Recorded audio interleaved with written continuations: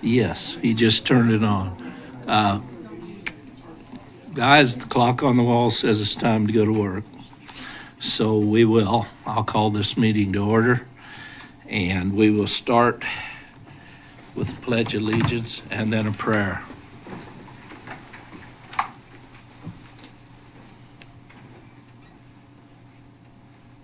I pledge allegiance to the flag of the United States of America and to the republic for which it stands, one nation, under God, indivisible, with liberty and justice for all. Chaplain, if you would, please. Good morning, family. Bow your heads. Heavenly Father, thank you so much for today. Thank you for your mercy, your love, and your grace upon our lives. Father, I just ask that you be with each person here today.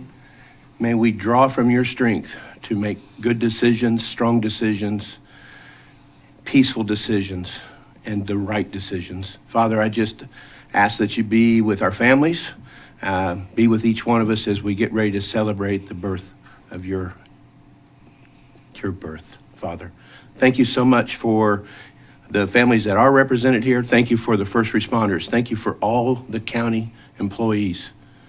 Thank you for the communities that are within this county. Most of all, Father, I ask that you just draw in more people, more revenue, more everything. Make this a stronger place.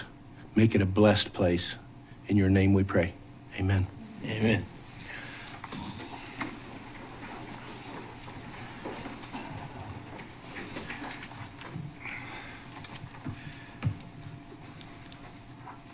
Well, I'd like to welcome everybody who's present here physically and those of you that are with us electronically to the meeting, and glad that you're taking an active interest. Our next agenda item would be public comment on items that are not on this agenda. Do we have anyone with that type? Carla. Good morning, Commissioners. Carla Nichols, Director of Public Health. So I am coming to you because I have a new book for you. The book is called Leading Health, and I'll just read you a little bit from the book. So what the book says is it talks about the health gap. Kansas is currently ranked 29th in the nation according to American Health Rankings. Kansas used to be 8th. That high point was in 1991. We have been falling steadily ever since. With your help, Kansas can lead the nation and in health again. And then he says, let me tell you how. So with your partnership, I'd like to ask you to read your new book, and then it'll be continued dialogue for us into the new year. So thank you.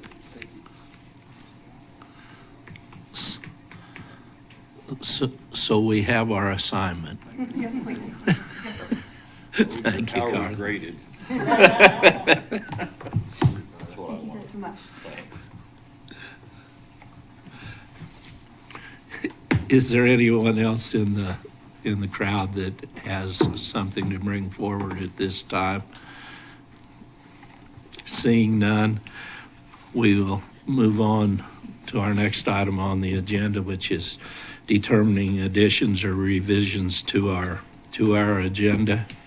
Commissioner, we have a 10A executive session. I would ask at the end to do a 10B, very short executive session, and then there will not be any action to take after this 10B executive session. Do we announce anything about the original? Well, yeah, on the agenda is a review of the county administrator's contract. This will be similar, but it'll be a short discussion regarding the county council position. Okay, thank you. So with that addition, do we have to vote on that, or is it, as I remembered, it's just anybody can ask to have it added, correct? Any of the... I've just asked for a motion to accept the revised agenda. Okay. I'll motion to accept the revised agenda as presented by staff. I'll second it. We have a motion and a second. Any further questions or or comments? Seeing none. Abigail, help us here. Commissioner Parks, Yes. Commissioner Vincent, Yes. Commissioner Winger, Yes. Commissioner Hurst, Yes. Commissioner Bogner. Yes. Motion passes. So we have a consent agenda that has essentially been left alone. Any changes were done elsewhere. So with that in mind, does anybody have anything to say about any items or discussion on the consent agenda?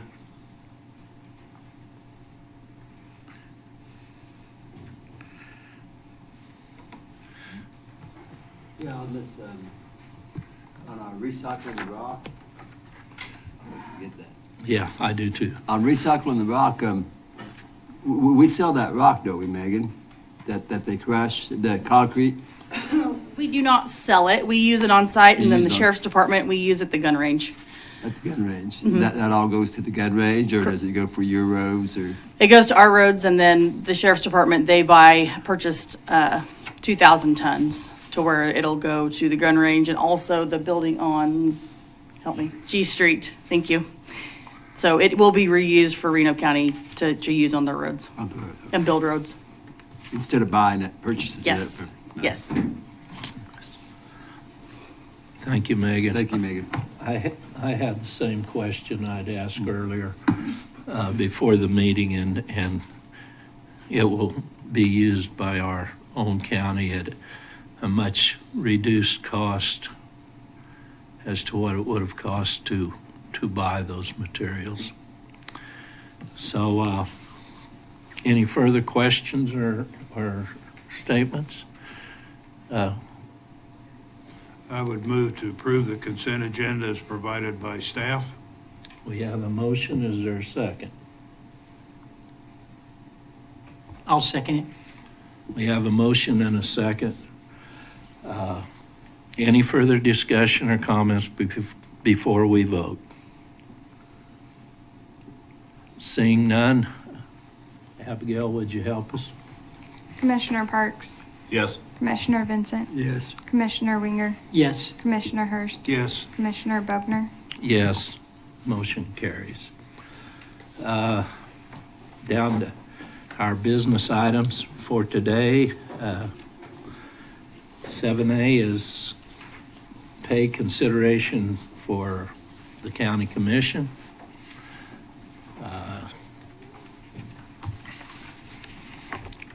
I noticed that you should have all been given a copy of some research that was done on what certain things that are possible that could be done in this area. And with that, are there any comments toward this item or about this item at this time?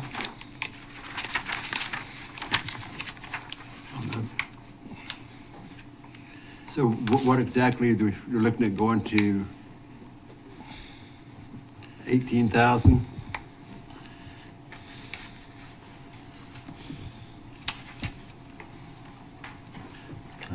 I'm not sure. I mean, what, Well, I think there's several options. yeah. Yes, there's several options. Commissioners, we put, Helen and I worked together, and then I handed out to you earlier, or at the beginning of the meeting, a document. Joshua, the intern, had updated some numbers from other counties, which still shows Reno County is at the lowest, but just to have updated numbers, that's really the only thing that his summary has.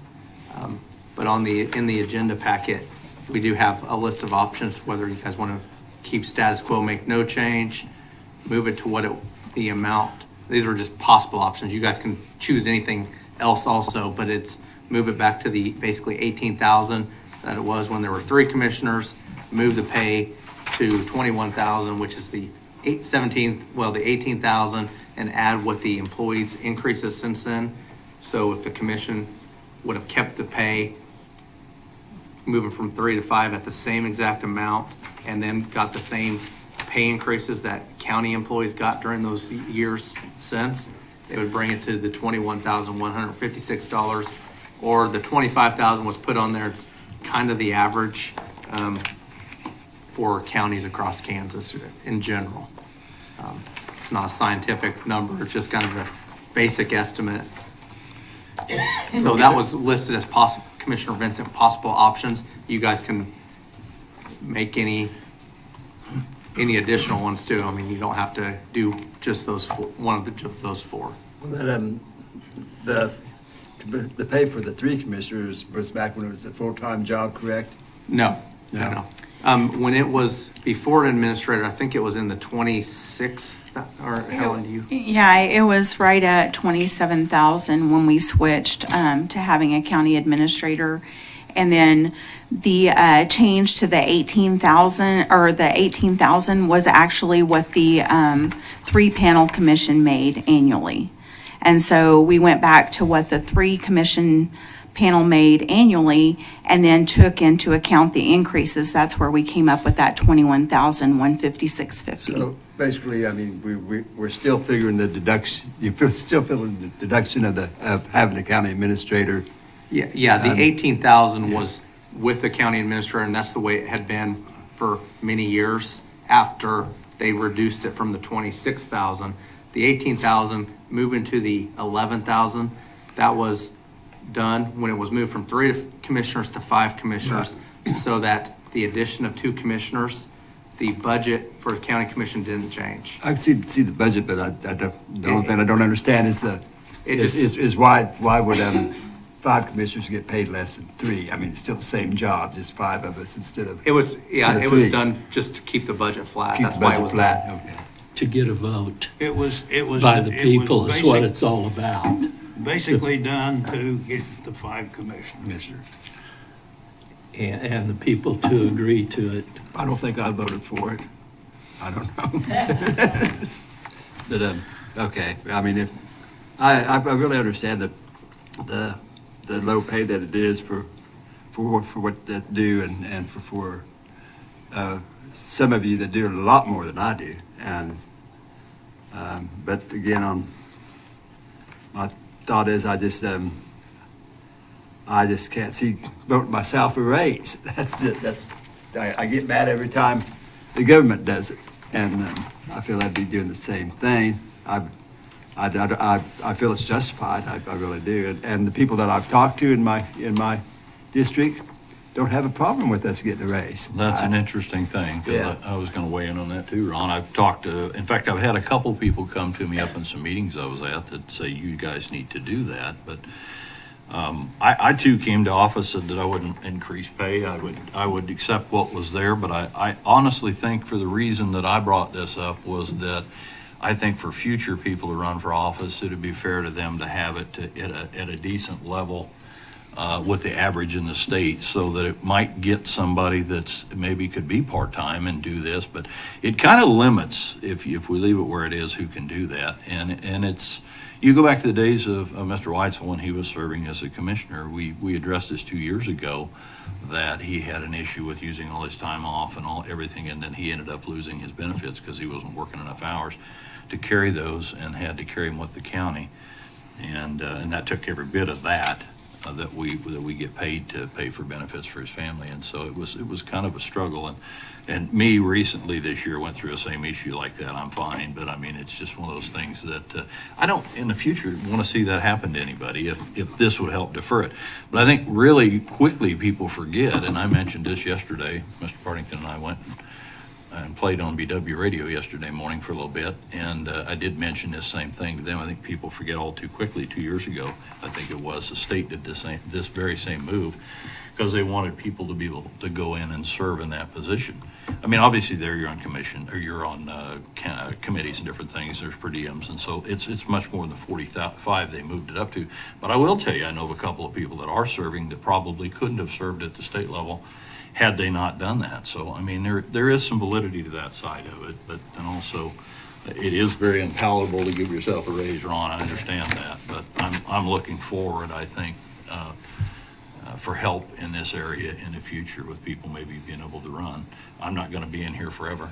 I'm not saying I wouldn't want to do it again, or I wouldn't. I'm not going to say that today, but I think it's something we ought to look to do. And not to mention the HR issues that we discussed earlier on in meetings, that it would help prevent those issues as well for Helen. She's got enough headaches to deal with without dealing with tons more. So anyway, I said my piece. I'll be quiet. Well, I think it would be a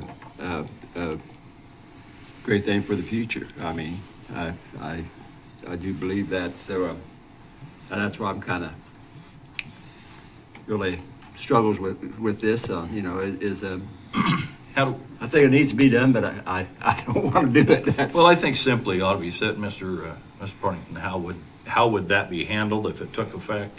You I know it could, can be budgeted another year, but if it took effect now, how would that be handled? well, you could approve it and be contingent upon the 2027 commission, which maybe have different commissioners, a future commission, and then we would budget it in 26 for the 27 budget. If you did it effective right now, the budget, we would find the additional budget money in somewhere else in budget authority in the general fund, and it wouldn't change the 26 budget, but the 27 budget would change.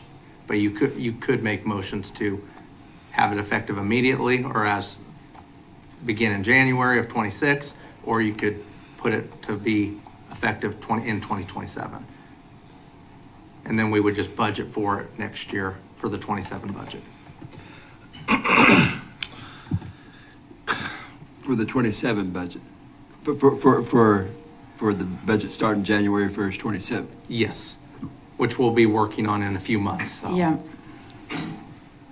A couple of meetings ago, this commission agreed to document your hours that you spent per week. So maybe this is a good time to see how many hours everybody spent a week. I've got mine. I've got mine. I've been watching mine also. Yeah. Well, All right, Commissioner, I'll- we'll all start right, with I'll you. start. You I got it. was going to bring it up if you didn't, because you asked so that the people know what kind of time we spend. I don't think I put everything down because there were some that I considered partial friend conversations and phone calls, but from November 1st through yesterday, through December 7th, I went from 4.5 to 19.2 hours. It averages 10.5 hours per week. Per week? Yep. And that does not include those 32 hours I spent last week at KAC, because that's an exception that doesn't happen but twice a year, KAC and KCCA meetings. So It's still I did some- not include those because I think that's could be included in the overall yearly average per week. But that's where I was at there. In October, it was 8 hours. And this week, I would anticipate 15.25. But that's what's documented right now, 10.5 for November 1 through December 7th.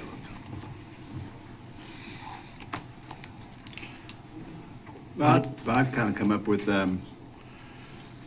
between 8 to 10 a week. Usually, I'd say 8 would be a good average for me per week. That's your guess?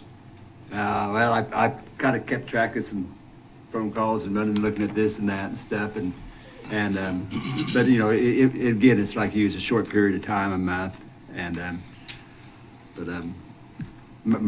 lot of that time was reading everything that's sent to you. Yes. Yes. Yeah, and so I would say, of course, I know Commissioner Hurst spends more time than I do, but I would say 8. Well, like you say, that entails a lot of time. I specifically have on this week's 2 hours worth of going through and making phone calls and back and forth and for that agenda packet and various things. Randy? Well, mine would be reduced a little bit from what it normally was starting a new job, and I'm running a lot more hours than I was with that job, so it's more difficult for me to get away than it had been before. And so I probably am down from my 10 to 15 a week. Obviously, I didn't keep track, but I can tell you I've spent the normal amount of time, like I say, looking at documents or running places or going to extracurricular meetings. And I consider even meetings going to other city meetings as part of it as well. So, I'd be in that 8 to 10 easily enough. But it would pick up from here. I'm getting more settled in and they're okay with me doing these things and serving. So it's going to go back up for me, I'm sure. But I didn't go to KAC because I had some other things going on this year, but I normally do that. So I would say it'd easily go back to that 10 average a week, but I didn't document well, but I know about what I spend doing that, and so it varies. So. Richard? Well, I check my emails every day, and there are some days where you have very few. There's days where you have quite a few. I also have phone calls because I don't have a county number. I have my personal number. So, and if I recognize the person, I will answer it. There's times where it's a constituent in my district that is wanting to bend my ear. So I take off some time from where I'm at and take time to listen to them and hopefully answer their questions and things like that. We have our meetings that we go to. Reading, when somebody asked me one time, about being a commissioner, I'm like, there's a ton of reading when you get to doing this job because we have one of the larger budgets and there's always things that we're looking to add or take away, or we're needing a new vehicle here, we're wanting to do this, and so there is a lot of consideration. And if you just glance over it, you're not doing your people in your district justice. So it takes a little bit of time to do that. So, I'm probably in that 10-hour range on average. There are some things like the KAC and some other things, because I got elected last year, this is my first full year coming up, that by the time I got elected, I had a full-time job and I couldn't take off. So now we're looking to take off some time from that job so I can go to some of those other things, because I've been told that it's really a beneficial thing. So there are some things I'm looking forward to being a better commissioner, hopefully, to the people in my district. But I would say I probably spend close to 10 hours a week reading and answering phone calls, doing emails. I also do research. We were talking about, doing the methane gas, or we're adding battery, storage facilities, or doing other things. And instead of just having a person come up there and stand and tell us about it, I do research. I like to go online and see what it is about, and kind of find out. I also, it's good to find out, what's going on in other states. So I do research on what's going on in the states around us. So anyway, but that's what I would say. When I took the job, I didn't take it to get paid, a fortune, by any means, and I knew what the pay was. So, I'm not sitting up here going, well, I deserve more. I'm not saying that, but I also ran against a person who said that they were looking for somebody with some new ideas. And I think I have those, but I had to wait till this age and work in a retirement job that allows me to have some more time off, so I can be up here. So the pay I do get paid is not, I'm not necessarily relying on it by any means, 100% or any percentage like that. But if you wanted somebody that was younger, it might take a little bit more pay to get them here. So that's all I have to say. Well, I kept the logs over a 5-week period and didn't include any mileage or time spent coming to the regular meetings. And if I didn't include any mileage if I was coming to a regular meeting or something like that, if I went out and I did record the time I spent on other activities after the meetings while I was in town on behalf of the county, or coming in extra early to meet with department heads and various other activities that go on. I realize mine might be a little heavier this year because of the fact that when you're chairman, you're asked to come in a little earlier before the meetings. You're asked to accompany staff to certain meetings that they're required to be at. So mine might be a little heavier than the others. But in the 5 weeks I kept this log, I logged 78 hours, which is a little over 16 hours a week.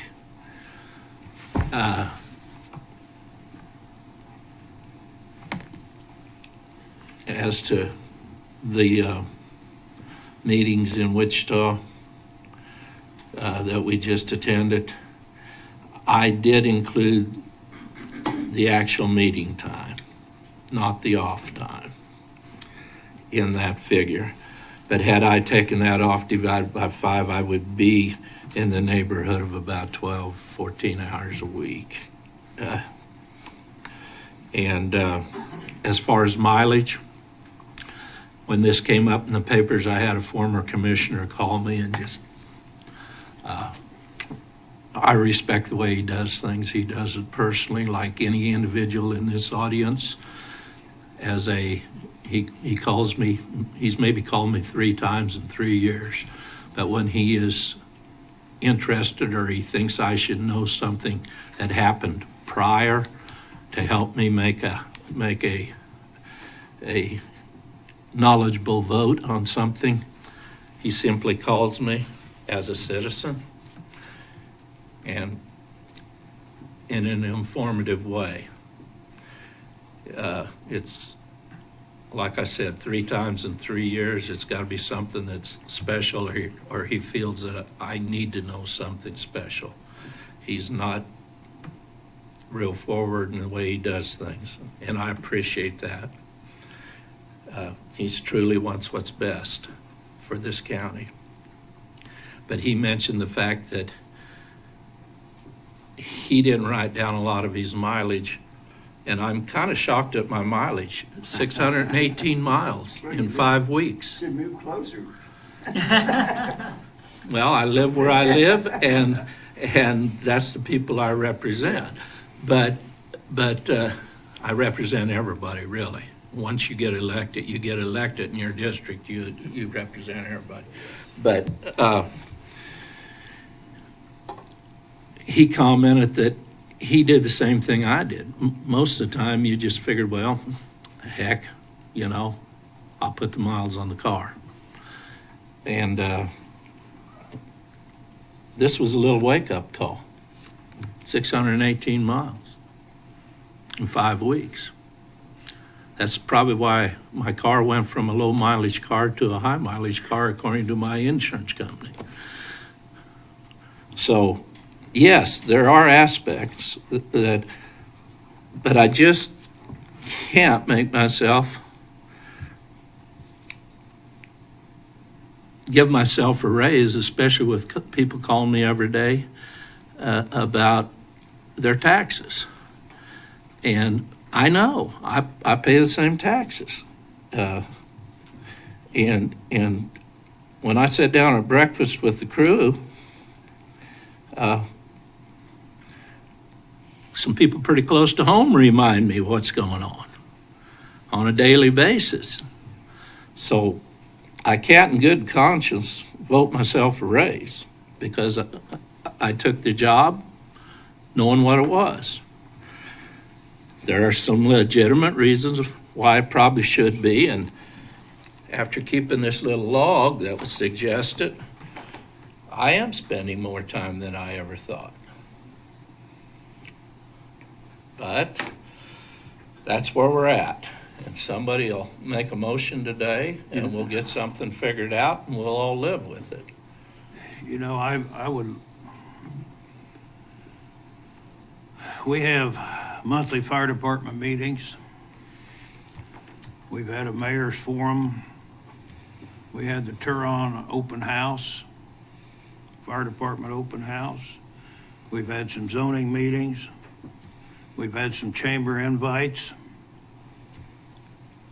And I realize sometimes there's conflicts, but it would be really nice to see all the commissioners at some of these evening meetings. There's no reason why we can't attend some of those, especially just to get it oriented to if you haven't been to a monthly fire department meeting, you should attend so you can find out what's going on.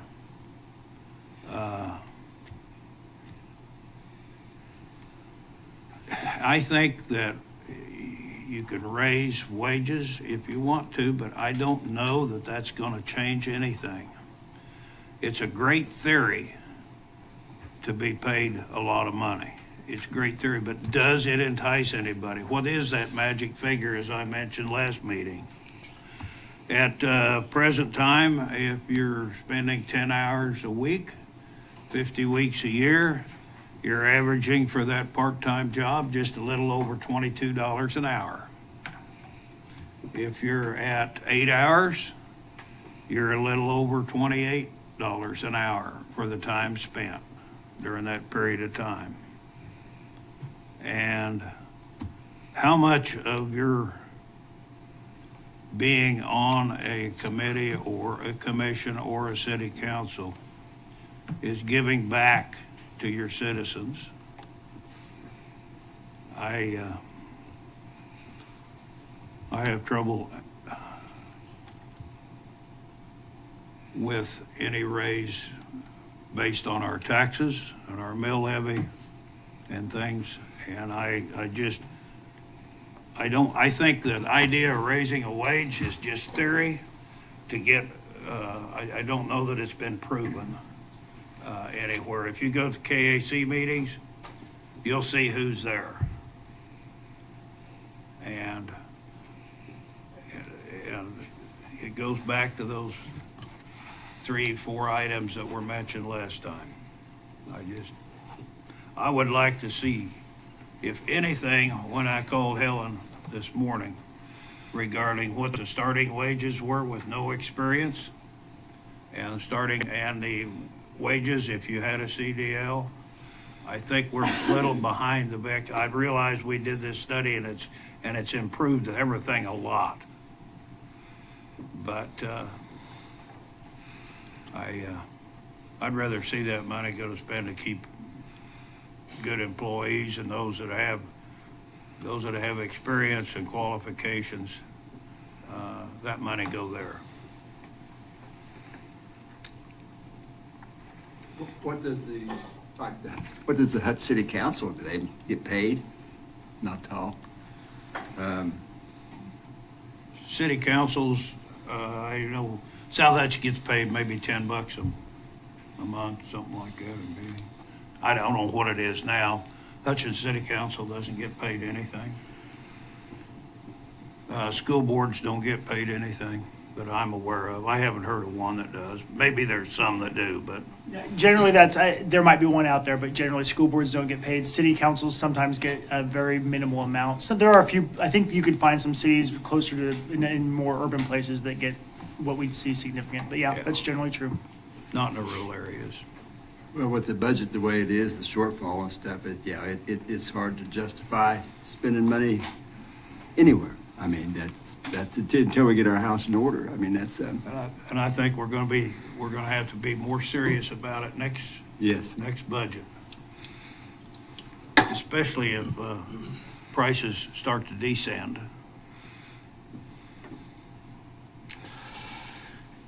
Any further comment? Any input from staff?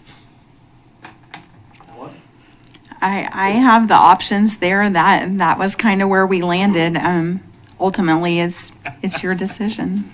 I appreciate the information we got on this. Yes. I really do, because I know that there's, for years, that other counties have paid more for their commission, even when previously we were at 18, there was a lot of them paying 30 at that time. So- That is true. I'll close with these comments. I spoke to the same commissioner. He said, "I'm sorry we didn't do the right thing when I was in office." That's his exact quote. He said, "We screwed up." But I will say this, out of the comments made here today by this board, 3 are retired, and I make my point, and that's it. Yeah. We're talking about doing budget, and of course, the next one's gonna get even a little stiffer maybe. And I'm an optimist at heart, and I hope that our economy does start to turn around. I mean, you see some signs of it, but just to kind of give you some idea, a loaf of bread in 2019 was $1.27. Today, it's $1.68 if you can find it. A car in 2019, average price was $37, and it's $48,000 now. A house, not for me, because this is way out of my budget, but I guess they average the whole United States. But it's $384,000, and now it's $512. So the budget all across this country has gone up 32.5% for inflation. And we got to bring that down before we can really do anything. Add anything new or do anything like that. So I just wanted, again, I like to look at numbers, and I kind of investigate things, and it's easy to say, well, we live in this little community, you guys can afford it or you can't afford it.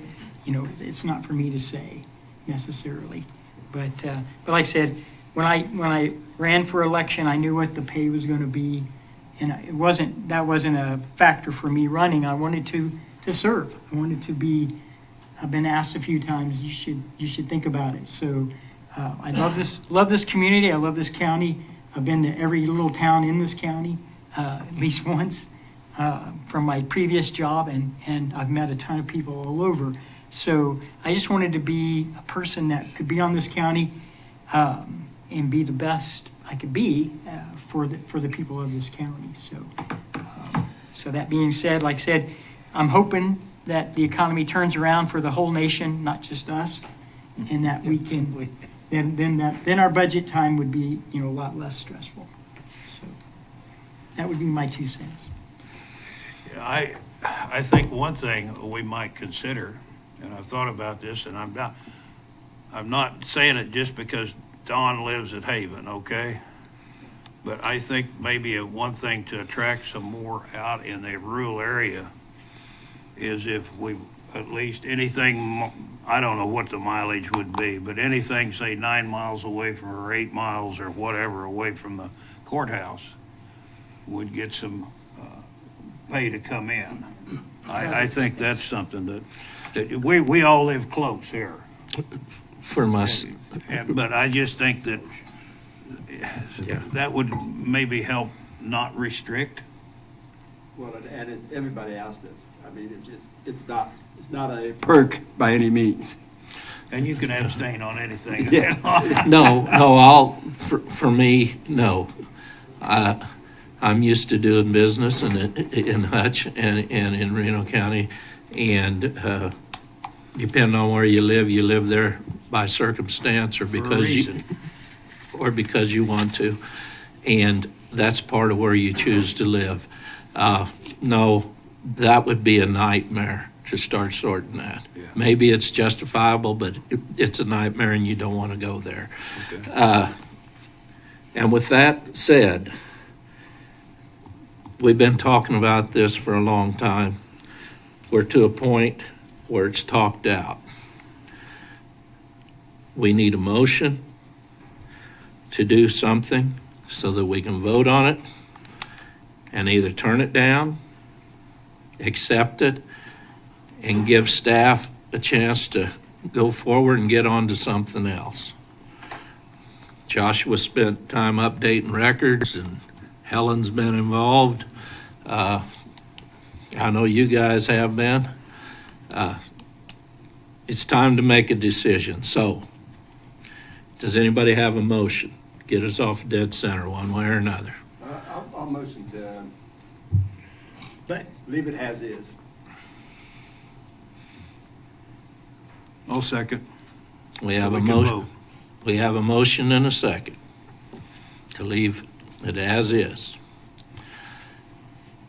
We pretty well talked this to death, but I feel I'm obligated to ask, is there any other further comment before we vote on this motion? Seeing none. Abigail, help us out. Commissioner Parks, Yes. Commissioner Vincent, Commissioner Winger, Yes. Commissioner Hurst, Yes, Commissioner Bogner. Yes. Motion carries. I just want to say I appreciate what Commissioner Parks is talking about, because he makes a legitimate point. Well, and there are elections coming up in a short bit here, so we might get some new commissioners that want to revisit this. And at that time, that would be, okay. So, Yes. It's in their, it's in their court then. yep. It's, item 7B, request for or approval of Smart Dollar as an employee benefit. Helen, I believe that Good comes morning. under your category, and you're already at the podium. I am. My name's Helen Foster. I'm the HR director, and I wanted to introduce a new employee benefit that we would love to bring to our employees. In the conversation that we just had, talking about how tight budgets are and how people are struggling, our employees are very much doing that same thing. And we just talked about our wages, that we're not quite where we need to be, but this is what we have. And so this benefit is a way to bring some money management skills to our employees. One of the initiatives of our wellness committee has been to bring some kind of financial benefit to our employees for quite some time.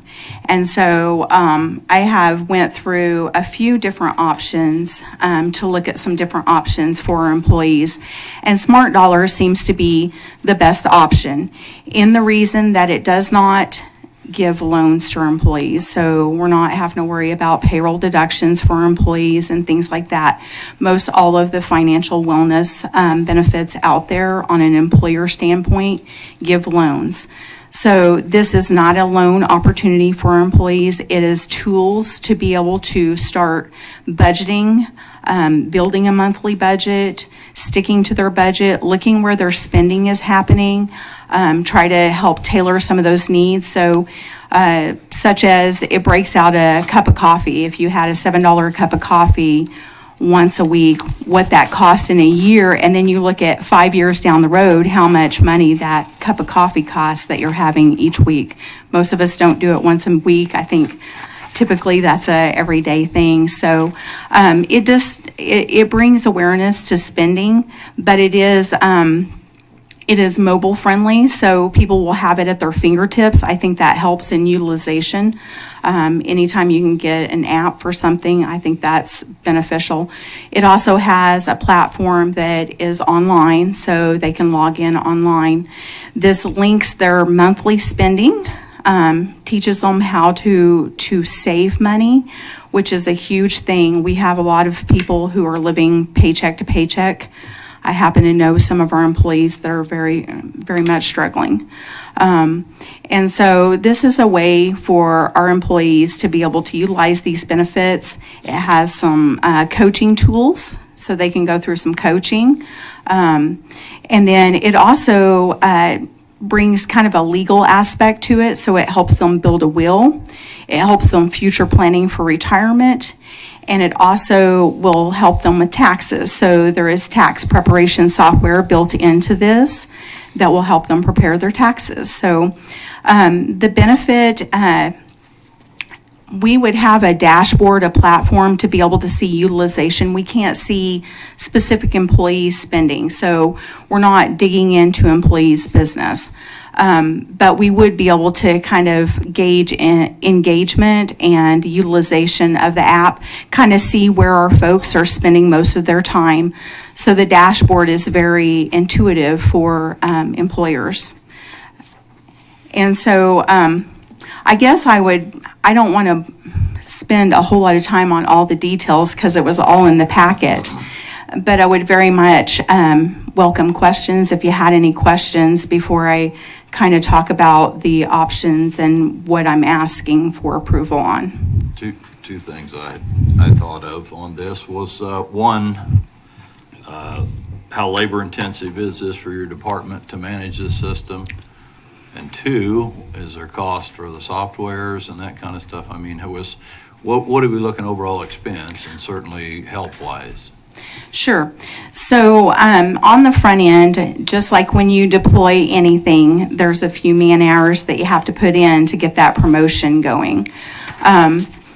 We just did a restructure in the HR department, and I have a new employee starting next week. So I feel like we're in a situation where we can help promote this out to our employees and be able to do a good job doing that. On the other side of it, it's not a software cost to the employees, so they can utilize the whole platform without paying additional cost. I didn't ask that. I asked, is there a software cost? The cost, it's not a software cost, but it's a subscription cost. Yeah. Okay. How much is that for the county? So a 3-year contract would bring it to $17,588 annually. A 1-year contract is $19,432 annually, and that's based on a count of 400 to 499 employees. When you say you added a new person, to explain that, is that for this position, or is that generally that you were looking for someone? I was looking for someone, so I knew you were. That's why I'm asking. Yeah. So our department, we had a health and wellness coordinator and we had an admin associate that were both part-time. That position I combined to be a full-time position. So I have a full-time administrative assistant. The wellness coordinator duties have been dispersed between the three of us, so between Elise, TJ, and myself. So we are managing the wellness program without intention of bringing on another wellness coordinator. Have you got any idea of who's going to participate, or does anybody want it? Do they? Yeah, everybody I've talked to, and I think there's some folks in this room that are very excited about it too. So we have several people on the wellness committee that are super excited to have it. They can't wait to start helping employees get engaged with the program. And plenty of the directors, they know the employees that they have in their departments that are struggling financially. And so they see the benefit in this as well. And I don't know if anybody wants to. Are they willing to participate, or has anybody committed to participating? Well, I'm definitely going to participate. I have 3 in my department that are participating, so they're excited about it too. I love the program. Ramsey's got a lot to offer. In fact, our church was thinking about it one time, so I just decided to buy the program and the book. And my problem with spending $20,000 is the fact that a lot of this program, the Ramsey program, is available in Reno County. There's churches that have people qualified. My son actually taught a course, the Ramsey course, a few years ago. And we have Circle, we have Interfaith Housing, we have, if you have children under 18, Salvation Army has their Pathway to Hope. And the churches, I don't know whether, I haven't checked with any local churches to see whether they still offer the program. But it's free, basically, for that. You may have to pay a little bit, but it's not much. And so I guess I want to be convinced that we're not duplicating what's already out there by costing. And I like the program. I think it's great. There's a lot of fantastic marketing to provide this program, and sounds awfully good. And I appreciate that fact that you're looking at it. But my question is can it be done here locally by contacting local people that are offering Ramsey's program? So And it offers the same software and everything else, so. the answer to that question is probably yes. However, I would rebuttal on that this is a platform that creates to where the employee can do it on their own timing. They're not held to somebody else's timing.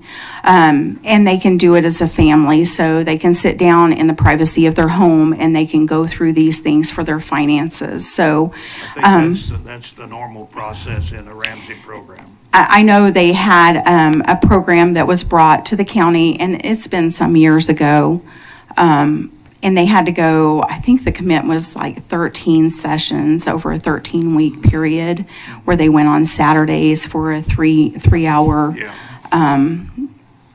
training and kind of training on how to budget. That is true.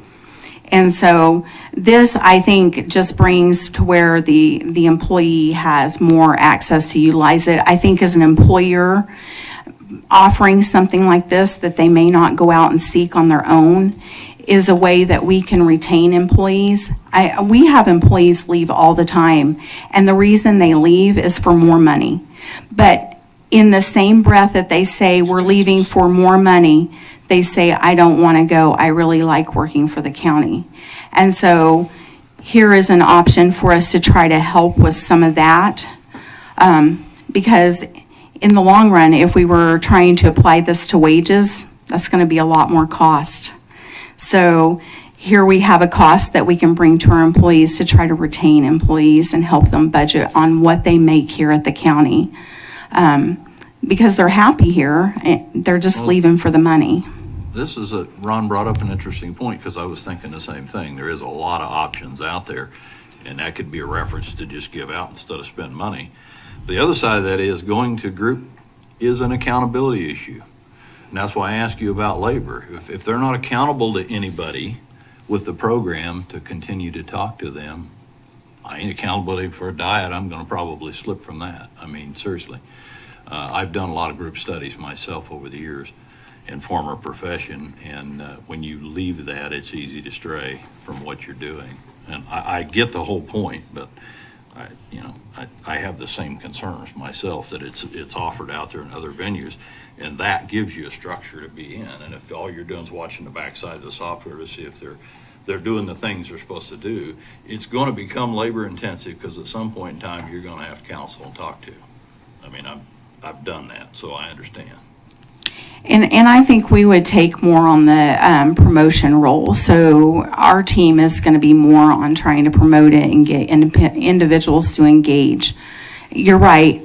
In the end, I'm not going to know who's doing what, and I'm not going to know what employees are engaged and what employees are not. And it isn't just accountability, but it's personal connection and support from people that you get from some of those deals that you won't get just looking at your screen at home.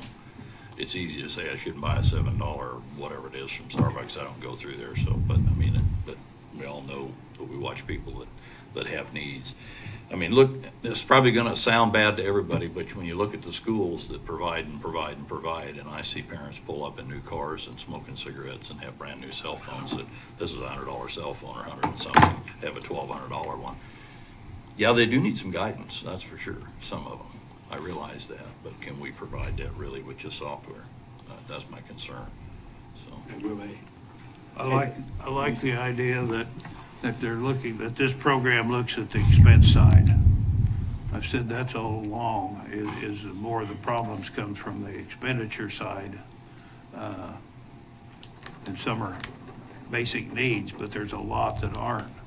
And that's one thing about having sessions, is you're a little more responsible. And I presume you'll have sessions with this also. Yes, they have individual coaching that it does do on a session basis.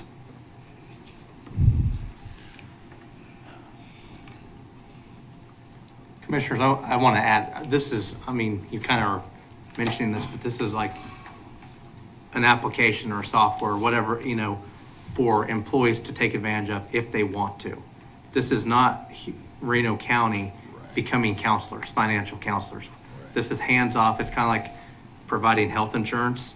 We don't tell people how to be healthy for the most part. And this is the same thing about finances. It's given them another tool to hopefully make them happy or, take care of their finances, but an advantage of working at Reno County to have access to this that they wouldn't have if they work for the city or the school district or a private sector.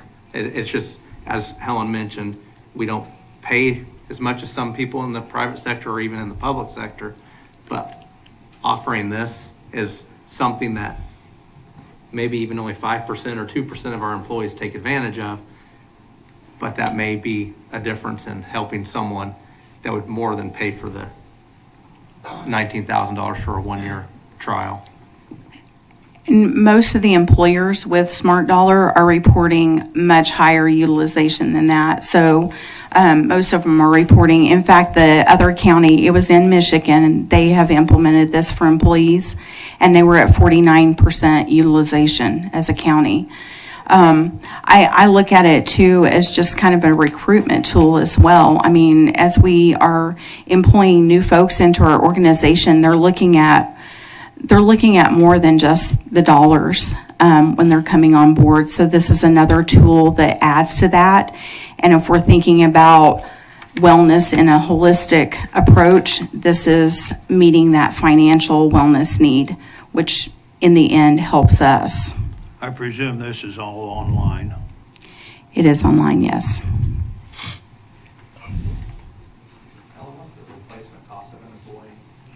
The replacement cost, depending on, I actually have that.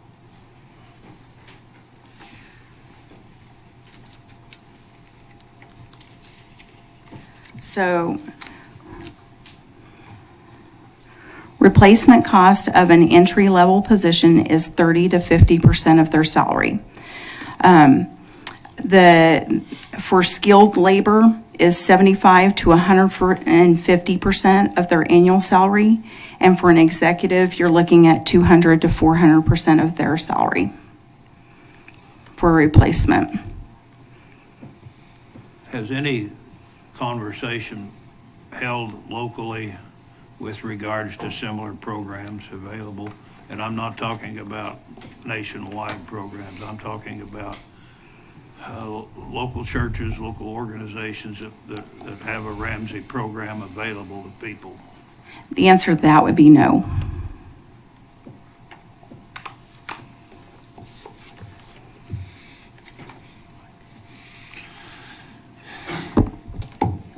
Seeing that we have two department heads out here, I'm going to throw you under the bus.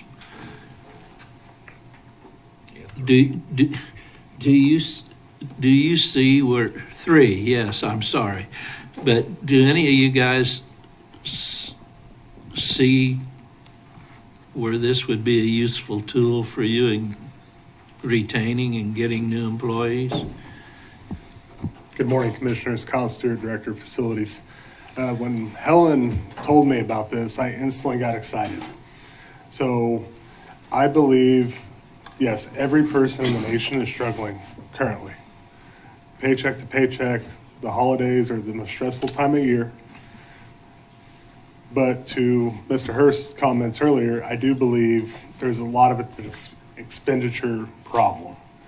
You know, if you don't budget correctly, don't know how to budget, it wasn't taught finances from either your parents or school or whatever that may be, the more money you make, the more problems you're going to have. It's just the fact of life. Spend what you get. Right. Exactly. Human nature. And so I have been through, personally, Dave Ramsey's program. And I would say for a rebuttal point to some of the solutions that are offered locally, I was not comfortable with that. I was more comfortable doing it in my own home with my wife and I. And that's it, you know, and we held each other accountable. Our own household held it accountable. It was more comfortable than speaking with people you don't know and opening up about some of those things, because it's really hard to admit that, hey, I'm not great with money. You know, that's a really tough thing to come out and openly say. So I'm really excited. I really hope that you guys move forward with this. I believe there 30 to 40% of my departments would utilize this program. Thank you. Go ahead. So I do believe that, same as Kyle, I know of one employee at my facility now that uses something similar but pays money to do it. So if this was available, he would switch to that as well. Kyle said it, a lot of people don't get taught how to do finances.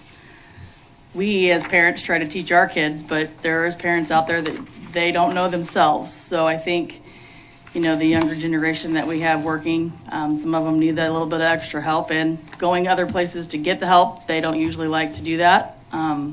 If it's at their fingertips, a lot of them use these cell phones everywhere they go. So having it available to them, I think would be a benefit. We do struggle here in the county. I can say for our department on financial side of things, on our wages that we have, I am just recently losing a mechanic. It's going to be hard to replace a mechanic for what we pay for county wages for a heavy diesel mechanic. So I think little things like this will help retain the good employees that we do have here at the county. Just a little bit of something that gives them a little bit of hope that they can make it. We strive to talk about benefits and how the county has good things going, and I think this would be one benefit for that. Is there anything to hold Ramsey accountable if at the end of 6 months or 3 months, instead of having 100 people involved, you only have 10? You know, they make a really good spiel here with their marketing program. Is there any guarantees back that if it isn't functioning for them, that's what I've seen before in working with people. I don't know. Thing else is a stick-to-itism is sometimes lacking when they find out that there's really some work involved.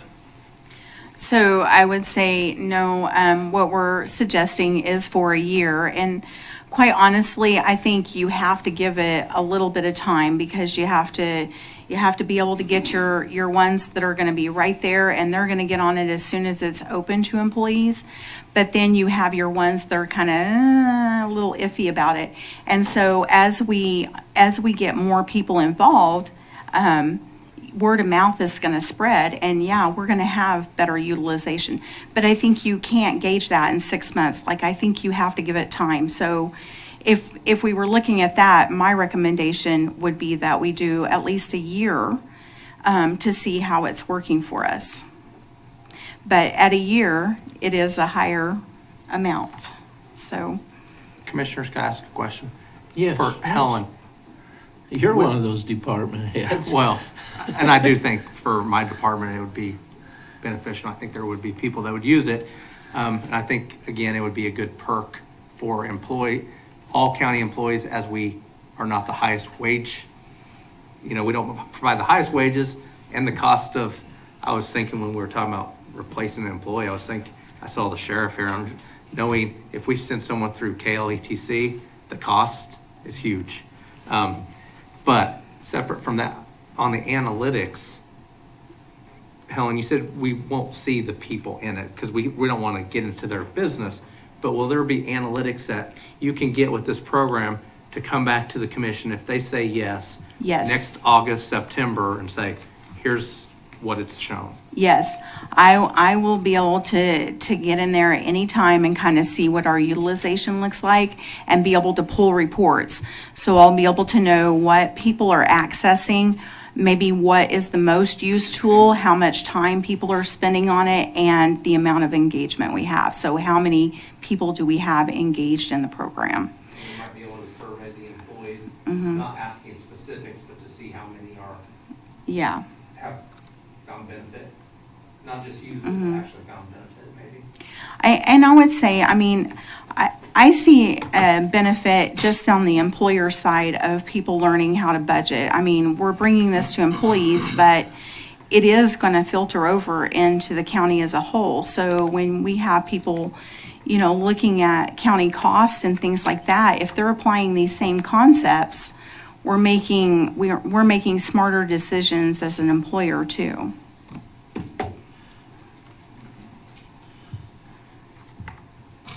We've got other elected and department heads. Do you wish to add anything?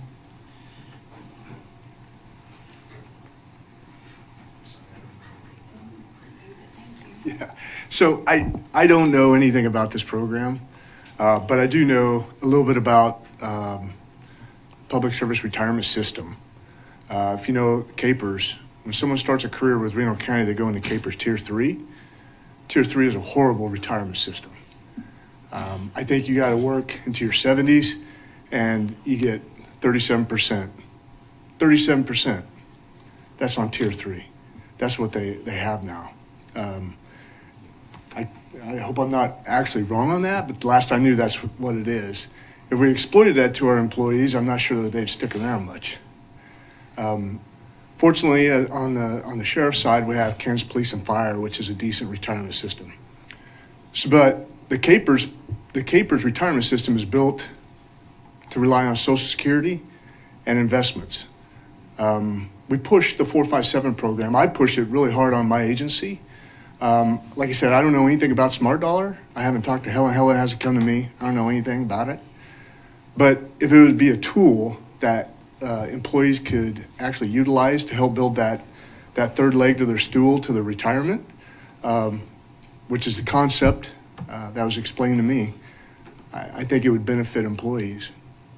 I guess if the money is there, with the wellness, it's already budgeted, so you're not like dipping into your pocket any further, and do a 1-year trial and pull some analytics to see if it's actually being utilized. I said, I see no issue with that either. But coming from, I have a lot of young employees, probably 45 to 50% are probably 35 or younger, and I think this would be a good tool that we could exploit and actually help them. I would support it. Thank you.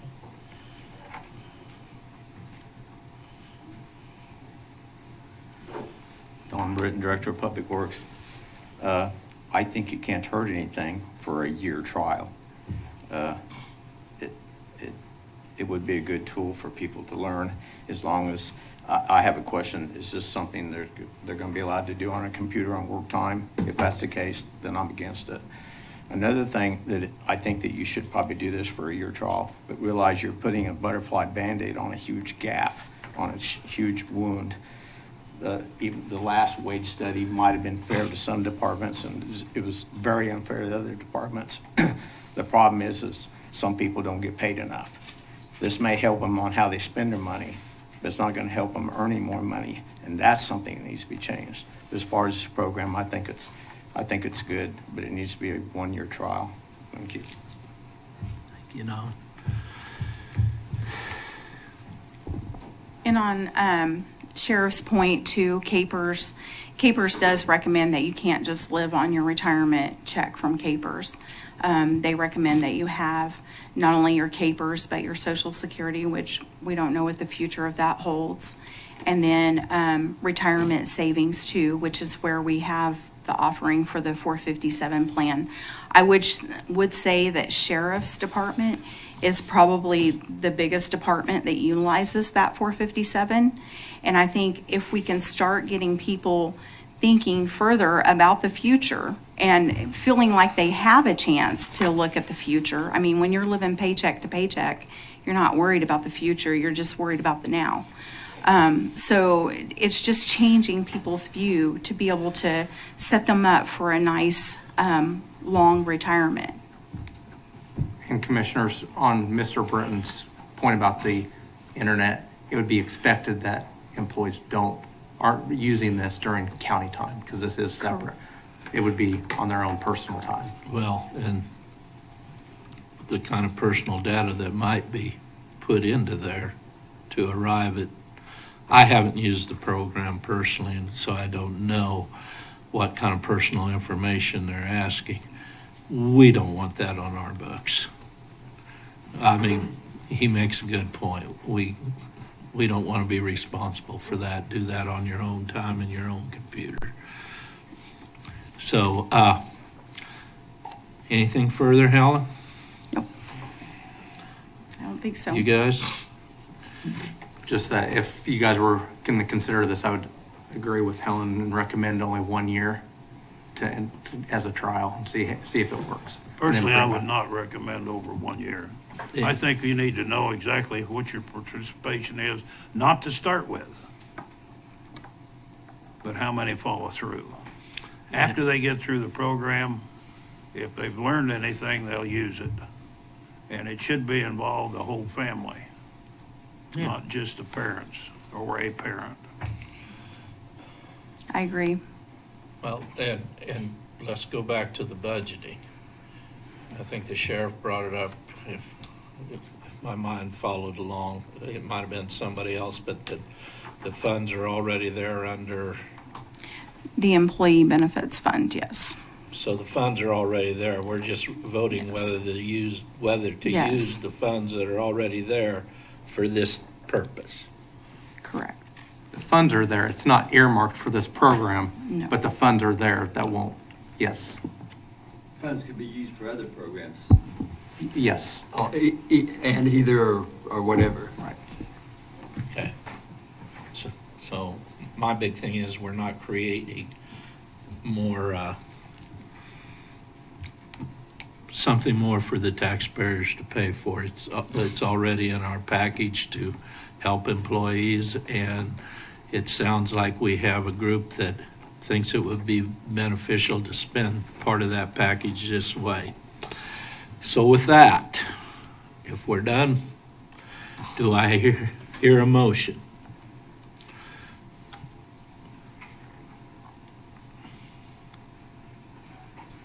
I guess I came into this pretty negative because I didn't think you checked out locally. And this is just a common, ordinary statement, that if something's available local, that needs to be looked at. So I appreciate the fact that you got some department heads here that says, okay, we've got people that will use it. Whether they follow through with it or not, that's been the biggest problem of all. So in my work, at least, it's been that way.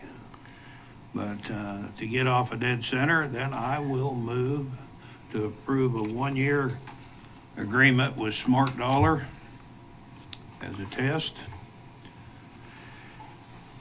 of $19,432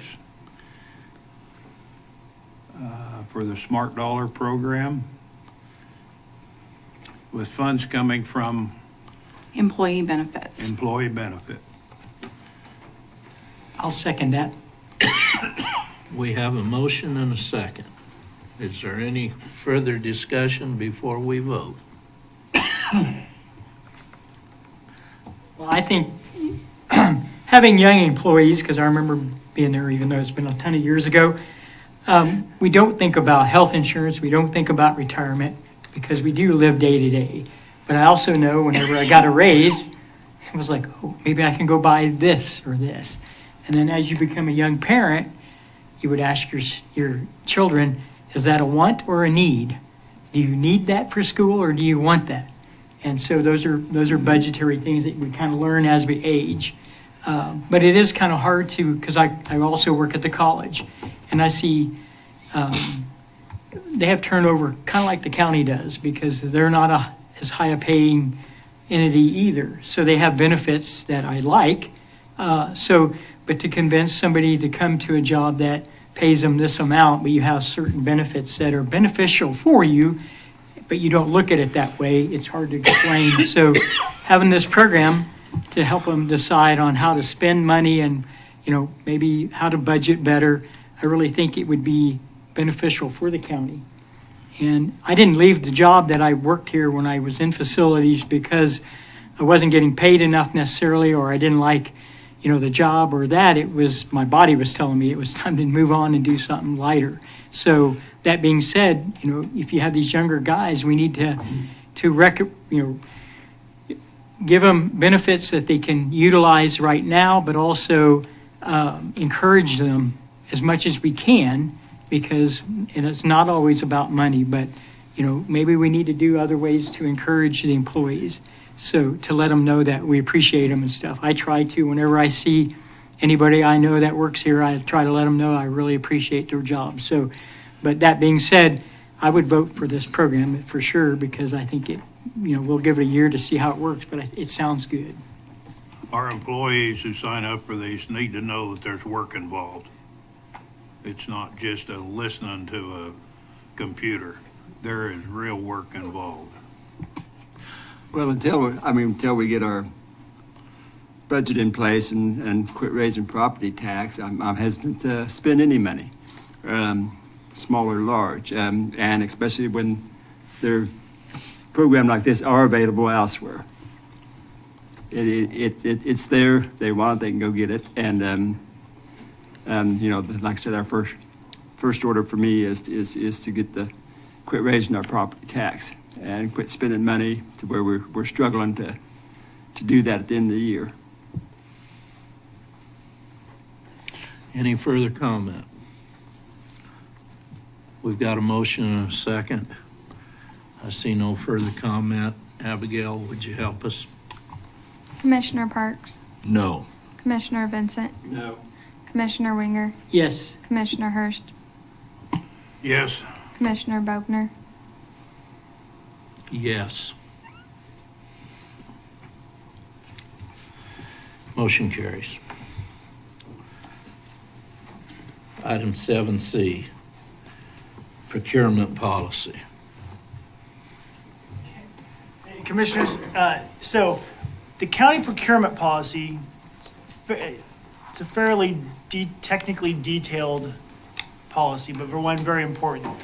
What we've tried to do here is create one master policy that tries to handle, to be a go-to resource for every type of procurement the county does, which is why it's 25 pages.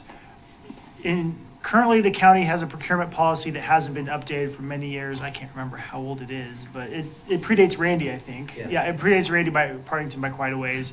One of the problems with it is that the inflation because of inflation, some of the numbers don't really make sense. Another problem is there's different things that we buy a lot of now that aren't really handled very well in it because they didn't exist at the time. And frankly, just there's parts of it that really are cumbersome and staff don't think are the best way to procure in 2025. So what we tried to do is put together one document, so anytime anyone in the counties needs to buy any service or good or build or do something with the building or sell something or have an ethical issue related to procurement, they can look at one document and find the answer to what the county wants them to do. That's the very broad overview of what this is. They did a study session, right? Went over this. Yeah, it's been a long-term project.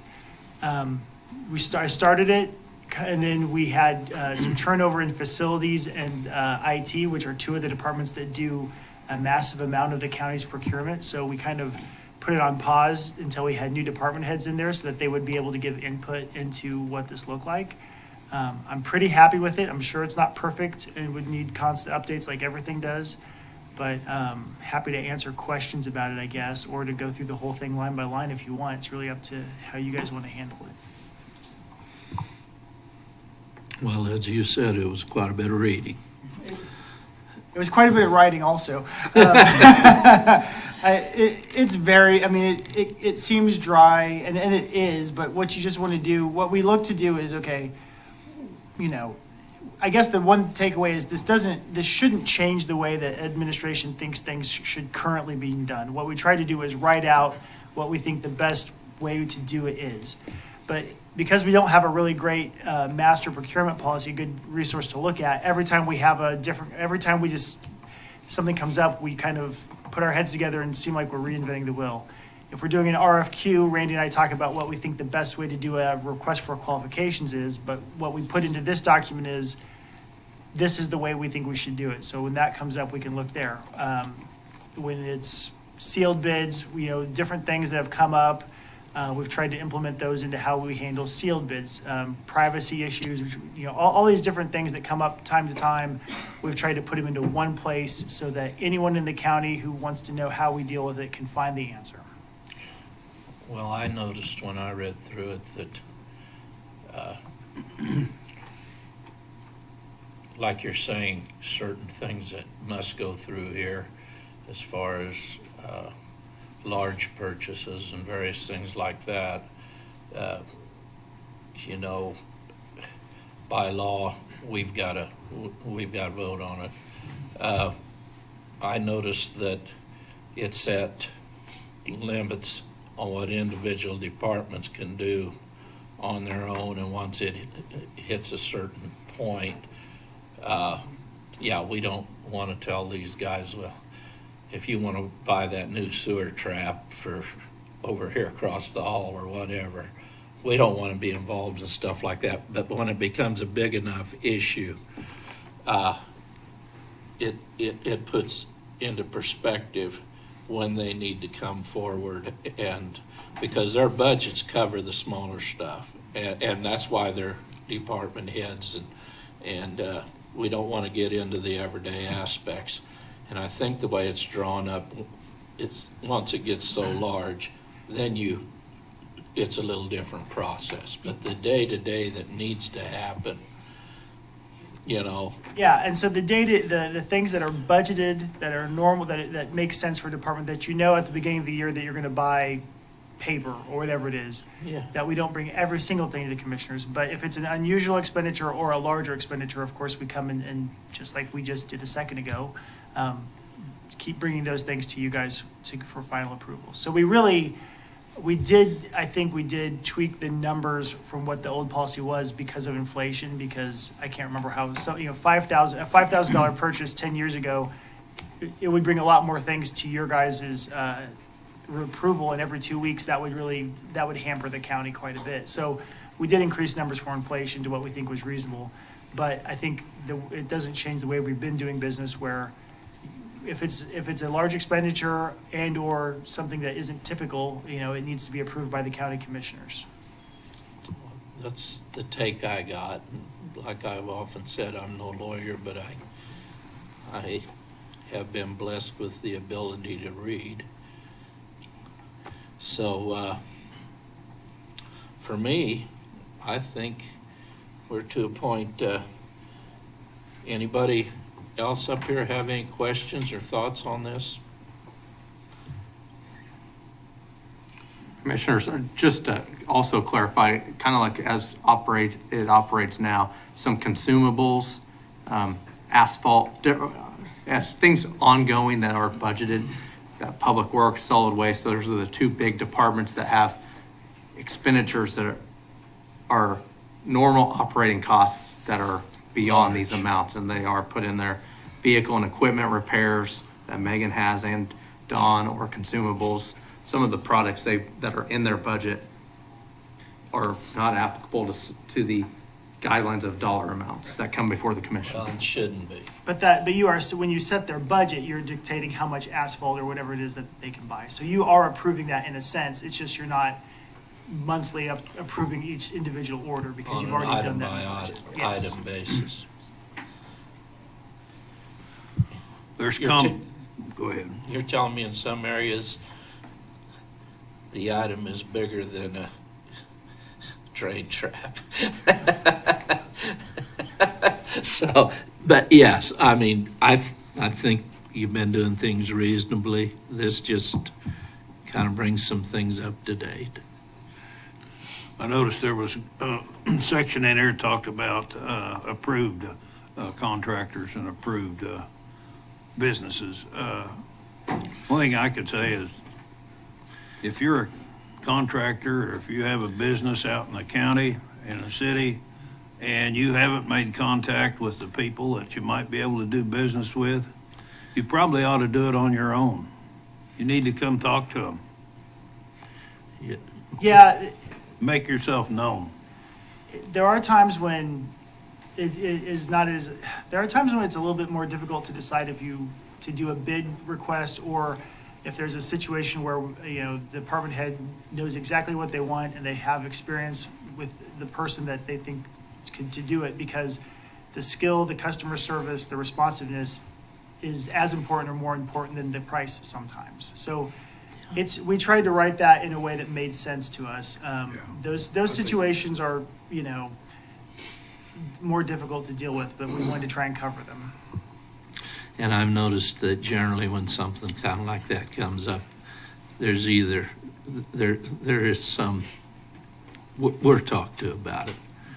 There's a general consensus as to why it's done. But if there isn't anything more, I'd say it's time for a motion. Do I hear one anywhere? I'll move to approve the revisions, adopt the procurement policy as presented by staff. We have a motion. Do we have a second somewhere? Second. All right, we have a motion and a second. Is there any further discussion? Seeing none, Abigail, help us out here. Commissioner Parks, Yes. Commissioner Vincent, No. Commissioner Winger, Yes. Commissioner Hurst, Yes. Commissioner Bogner. Yes. Motion carries. Next thing on our agenda, contract with Citadel. Commissioners, a little bit of background probably. The county currently has a 1 cent sales tax. By state law, we can't add any additional sales tax unless the legislature passes a new statute that would allow us to put to the voters additional sales tax for a specific purpose. Because the county is interested in reviewing that option, we had a meeting with our legislators a while ago. I can't remember if that was November or October. And we were discussing the process for proposing that statute to get passed. One of our legislators locally recommended that if we wanted to get a statute passed, the best way to go about doing that would probably be to hire a lobbyist to help shepherd that through the unique and interesting process that is getting legislation passed in Topeka. So, as part of that, staff, mostly myself, reached out to people we knew in that industry to get a recommendation of someone that we thought would be appropriate for that. The name that we were given was Citadel. We reached out to them and asked them for a contract. Legislative session's coming up pretty quickly, and we're probably, I won't even say staff, I did not feel like we had time to do a full-blown request for proposals from every lobbyist in the universe and vet them properly to get this done. So what we have before you today is a contract with Alex Oral, who does business at Citadel Public Affairs. The contract is to primarily work on asking the legislature to allow us to do a sales tax statute. And in addition to that, he will keep monitor other statutes that may be of interest to Reno County throughout the session. Things do pop up during a legislative session that would have a big impact on the county, and it would be very useful. Randy and I think it'd be very useful to know about them and have input with them as they come, but you don't always know what they'll be till you get there. So that's really, it would be a departure for Reno County in some ways to hire a lobbyist. I was at a regional meeting the other day with some cities and counties in the area, and several of them have hired lobbyists because what happens in Topeka has such an impact on local government. And so I think this is really something the county should consider working with someone like this in 2026 in the future. This is kind of the direction I think government's going.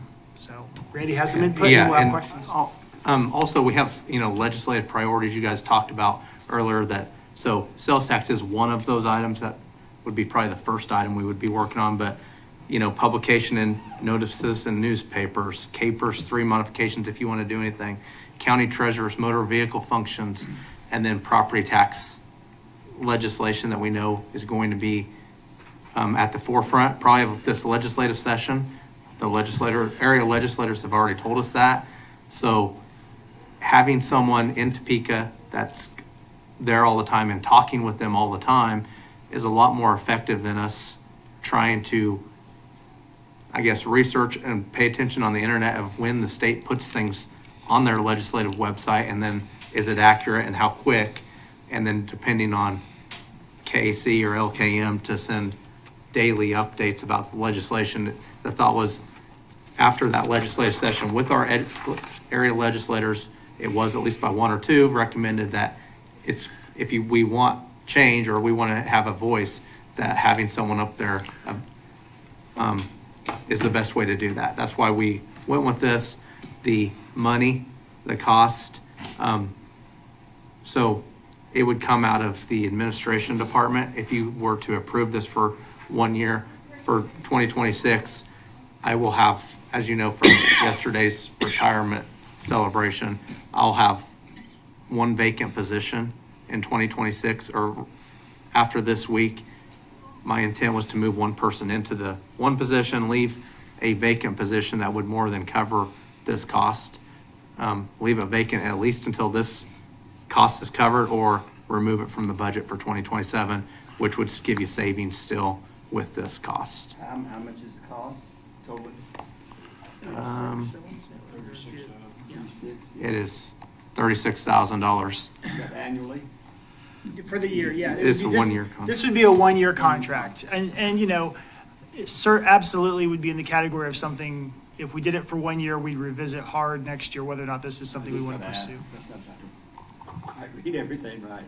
Well,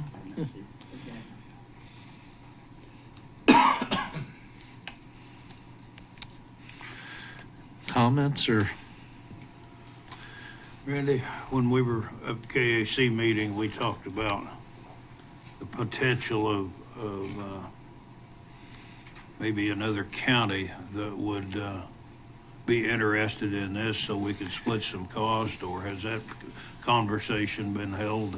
I know it's just a couple days from KAC, but I'm just wondering, a similar like county that would have the same situations pretty much to us that would come in, and would there be an additional cost with Citadel? That conversation has we briefly talked about it, Patrick and I at least, but that, KAC ended last Thursday and it's Wednesday, so it's less than a week. Yeah. No discussions have been made. My concern with that would be, I don't know if, we haven't talked to the individual from the Citadel, Alex Oral, but there may be an additional cost anyway. So we haven't even gotten to that point until we know if Reno County, the commission, is wanting to go down there. I think we could then start reaching out, see if there's a like county, and find a county that has similar issues that's comparable to us, whether that's a neighboring county or someone further away that may have similar issues. But we haven't gone down that until we know whether the commission is even interested in moving forward. Well, personally, I'm torn on this issue, hiring a lobbyist, but I attended those meetings, and I also attended the meetings last week, and it's a big thing. And one of the biggest things is with the Kansas Association of Counties, you're taking the whole state and their thoughts in consideration when any legislative stuff is brought forward. I keep thinking of the old cowboy who told me when I was a young man, he says, Don, we tend to see things as we see them off our back porch. If we walk out and it's raining all over the world. And we know that's not true. And the Association of Counties made reference to that the other day, that a lot in the past has been done from people in the East who absolutely know nothing or very little about how we generate our income and what developments are good for us and not good for us. And And in order, so we probably aren't, on general items, yes, they're a good association to be a part of, and they have their legislative lobbyists, but sometimes they're not looking out for our part of the world. And I can see where this would be beneficial, and if we're not going to replace another one as another employee, it would be like hiring an employee for this specific job. Won't change our budget for this year. It's already been budgeted. So I could see where it might be beneficial and a good time to do a trial deal to see if it helps us. So with that, like I said, a lot of counties considering and wondering what ought to be done in that perspective. So it's becoming an issue. So that's just a few words there to take into consideration. Is that you with three? That was me, yeah. Yeah. We had a meeting with the local legislators here some months ago, visited with them, and I asked a pretty specific question that probably any other commissioner probably wouldn't ask. I asked how many of them served on local municipalities or counties, and I didn't get a hand raised. And I said, yet you're up there passing policy on us and have no idea. I get calls to ask what's going on a particular issue. I've also talked to legislators up there that say that it's a movement between two parties, basically, or two groups that move around, and once in a while you throw an idea in and it sticks. Most of the time they're on an agenda to move it, and that's just exactly what the quote was. I won't tell you who told me that, but I would say this, that our lobbyist that works for KAC, I wasn't there this year, but I've not seen in the years so far that I went to that he gets a whole heck of a lot done. I mean, they do what they want to do sometimes, and it is sad that they don't listen to, this is who they work for up there as us, and the constituents back here. And so that kind of disturbs me a little bit, but it also disturbs me when we have extra money in a budget and we continue to find ways to spend it, save it. Maybe we can fix some of these problems in a year or two. The things that Mr. Britton addressed about wages being inequitable in some areas for some departments. And so I just because you got it, you don't have to spend it. Use the principles we just talked about. The excess money doesn't have to be expended. Save it for a rainy day and save it for something else. I honestly don't see that this is that necessary in my opinion, because I've seen what the lobbyist that has worked for KAC has done nothing. I'm not sure which side he's on some years. If I may, Commissioner Parks, the problem I have with the KAC, the problem I see with them isn't that their lobbyist is ineffective. The problem I have with, I think, the Kansas Association of Counties, since they have 105 different counties, finding any issue that all 105 more or less agree on is just very difficult because we're all so different. So I do kind of agree with you that relying on just the KAC to be effective doesn't work, but I think they have a good lobbyist. I think the problem is just they can only really weigh in on issues that are just completely vanilla. I was going to add on your comment, at the meeting I was at the other day, there is going to be a new caucus formed called the Local Government Caucus for legislators, and I think we would all want to encourage our local representation to consider joining that Well, I'm not caucus. throwing out that they're not doing a good job. Oh, I yeah. think it's a give and take. It always is situation up there, I know. And so you have to get what you can, but yeah, I don't know. That's just kind of where I'm at with it. Well, it's the old adage, the squeaky wheel gets the grease. And if you have somebody that squeaks louder than somebody else, they're going to get heard. They actually had a meeting, some of the legislature did at the college, utilizing one of the college rooms. And some of those guys came down to where I was at, and I got to visit with them. And they were asking how we were doing, on our budgeting and the economy. And I kept saying, I just hope things keep, getting better and better. But people are struggling. And one of the comments was, if there's any way I can help you, I have their number, bend my ear. And so I take that literal. So if that means that there is something that we talk about that I think maybe I could get, a word in edgewise, we'll try to bend an ear. But I understand, I always thought lobbyists was not a joke, but I mean, if you can get that gig, it's a pretty good gig because you're taking money from people that want what they want, and hopefully you're good at it. But you're right. If you have 105 counties in the state, I can imagine that it's hard to get, one of the smaller ones to go along with Johnson County on about anything. So, but I'm like Randy there. I would love to see more pay for the employees in the county. So if we can find ways to find some of that money in the budget, instead of maybe doing something that is not necessary, then I would be willing to do that too. So, but that's just my input.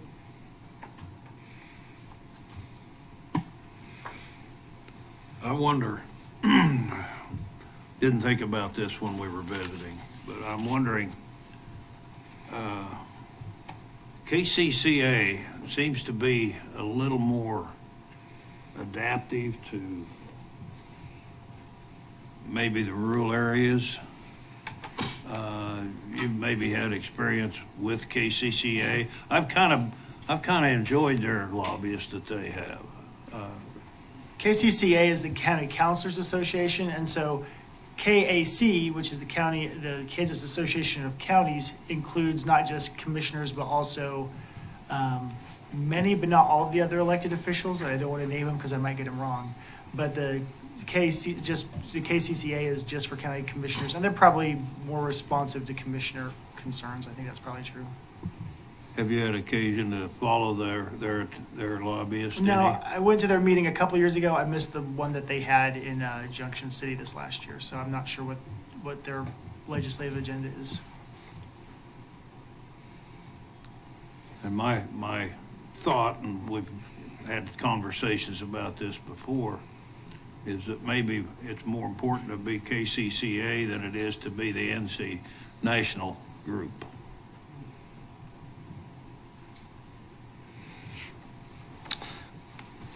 Guys, if there isn't any further comment, I think everybody's weighed in. I guess it's time for a motion and get this thing headed one direction or another. Do I hear a motion from anybody on hiring or doing this Citadel contract, essentially hiring a lobbyist? I have a motion to deny. They're asking. I have a motion to deny hiring Centel for the lobbyist contract. Is there a second to that motion? I'll second it. We have a motion and a second. Is there any further discussion? Now, the way I hear the motion, a yes vote says we are denying. I agree. If you vote yes for this, then we are not doing the contract. Yeah, it's a little bit backwards, but that's... Be against. If we vote yes, it's against. Yep, correct. Just want to make that clear before we ask for a vote. Any other comment other than that? Abigail, please. Commissioner Parks, Yes. Commissioner Vincent, Yes. Commissioner Winger, Yes. Commissioner Hurst, But no, Commissioner Bogner. I'll say yes or no, but motion carried. So, motion passed. yes, motion carried. We'll review the minutes and make sure that it's a little different, but yeah, we understand. So that we are not contracting. I think it's worth looking into a little bit more deeper and to see what other avenues then we can have with regard to influence. Moving on. County Administrator Report, monthly reports.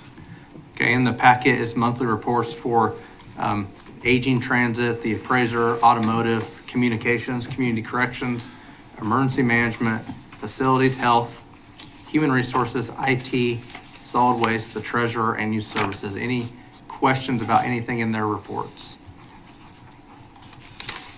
I personally didn't see anything out of line. If I missed something, guys, you got something you think out of line or you want to ask a question on? Okay, my next report in here is the financial report. This is through November. Shows that we're in good standing, revenues, of course, and expenditures. There's still a month, well, there's 2 months. There's the 12th month and then the 13th month of things that still we have Carry been purchased over. or done in December, but we don't get billed until later on. The general fund is in good shape. Right now, ending fund balance is still above the beginning fund balance. You'll see that 82% of the expenditures so far, but again, I don't think we'll have any more revenue really coming in or very little coming in, maybe sales tax, 1 month of sales tax still. But we do have expenditures and then the year-end transfers. So that number will go down before the books are closed for 2025. Other department or funds are in good shape. We'll point out, because I think it may have been brought up previously, some of the partner agencies that get money in, like Tech Fund and Mental Health Fund, they did get their full 100% of their allocations, but you can see their ending fund balances are pretty low. The museum is one that, we'll get to that really shows how low. It's down to $580, so that one will be something to watch in 2026 on their expenditures with the revenues coming in. Hopefully we'll have enough in next year to cover their full allocation. Any questions on any financial funds? I would still like to see that museum do some fundraising to help with their budget, because a lot of these other entities do fundraising. Okay. And they have a beautiful place. They could have, a dinner or a tour. They do some tours around town and stuff, and they could maybe do a little bit more with some of the fundraising that's available. Because if you're a person that likes history and you go to it, they have a little box in there you can drop some money in. It's a great thing. But I also know it's supposed to be here and it's great to have it, but they can do some more to help it be better. So I'd like to see that done more. Okay. Any other questions or comments on the financials? No. Okay. The other item I have is based on commission guidelines. You meet on, this one's the 1st and 3rd, but if you were to meet on the 5th Wednesday of the month, that is December 31st. But if you're not going to meet, we don't have anything on the agenda because we were assuming you weren't going to have a meeting, but it would be good for you to publicly state that there is no meeting on the 5th Wednesday if that's what you're wanting to do. So do we vote that we won't have a meeting, or how I is think best to do consensus, it? a consensus, just so we can Consensus. publicly. Yeah, We don't have an agenda, let's use the meeting. yeah. We could put it in an agenda together, I'm sure. There's things we could do. It's just we didn't, knowing it was, the last day of the year. It's the holidays and people are out of town between. It's not a good time to have a meeting. I say no meeting. Me too. Okay. Well, all right. So publicize that, please. Yeah. Anything else? County Commission reports and comments. Really not had much. I'll just leave it on. It'll work till we get feedback, and then we'll shut them off. A little more concerned about the battery storage starting to hit. Did have a complaint about some tree trimming, not in my district. I contacted Don about it, and I personally drove the road. There's some trimming that could be done, but it's not like it was stated to go out over to where it's knocking your mirrors off. So I don't know how to address it. I guess should just throw Public Works under the bus and tell them to call them instead of me. He's got big shoulders. He can carry the load. So other than that, no. I had something I thought was interesting that popped up on my phone this morning. I'm going to share with you. Kansas Policy Institute. I kind of follow that. Comes up on my phone once in a while. The header here says stop backdoor property tax hikes. 8 and 10 Kansas support a vote on tax hikes. Basically supports a vote to tell us yes or no, we can't do that. I went on to open that up. But if you open it up and read just a little bit, I thought it was interesting. It said Kansas families need property tax relief.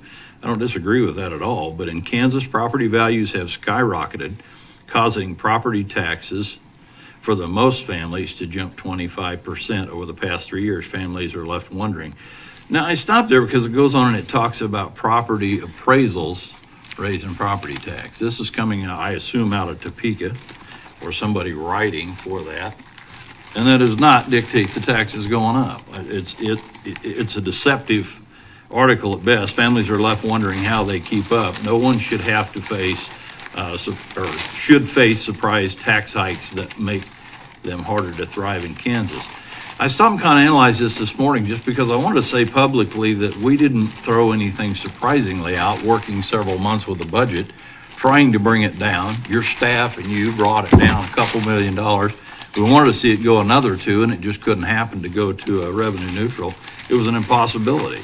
We all know inflation caught us as much as anybody else's budget, so I just felt compelled to share publicly that just the very beginning, if you look this up, you can read it for yourself. It said it's time to require voter approval for local governments to collect large property tax increases. It's time to put the power back where it belongs with you. Now, I don't disagree that people have the power because they vote us in and we work for them. And then lawmakers know Kansas taxpayers deserve relief now. I agree with all those things except for I think the public needs to know it's quite dangerous if they have the ability to vote and tell us we can't continue to provide services. And then they're going to call when they do that and wonder why you're not fixing bridges, why you're not fixing roads, why the jail is in shambles because they can't afford food and those kind of things. It's got to come from somewhere. And you need an EMS and, sorry, you have services. All the emergency services come out of that. And I think this board especially fought back and forth and fought hard to set a budget. So when the general public reads something like this, I just want you to know that we don't go into anything trying to shove something behind your back. Everything's always been transparent.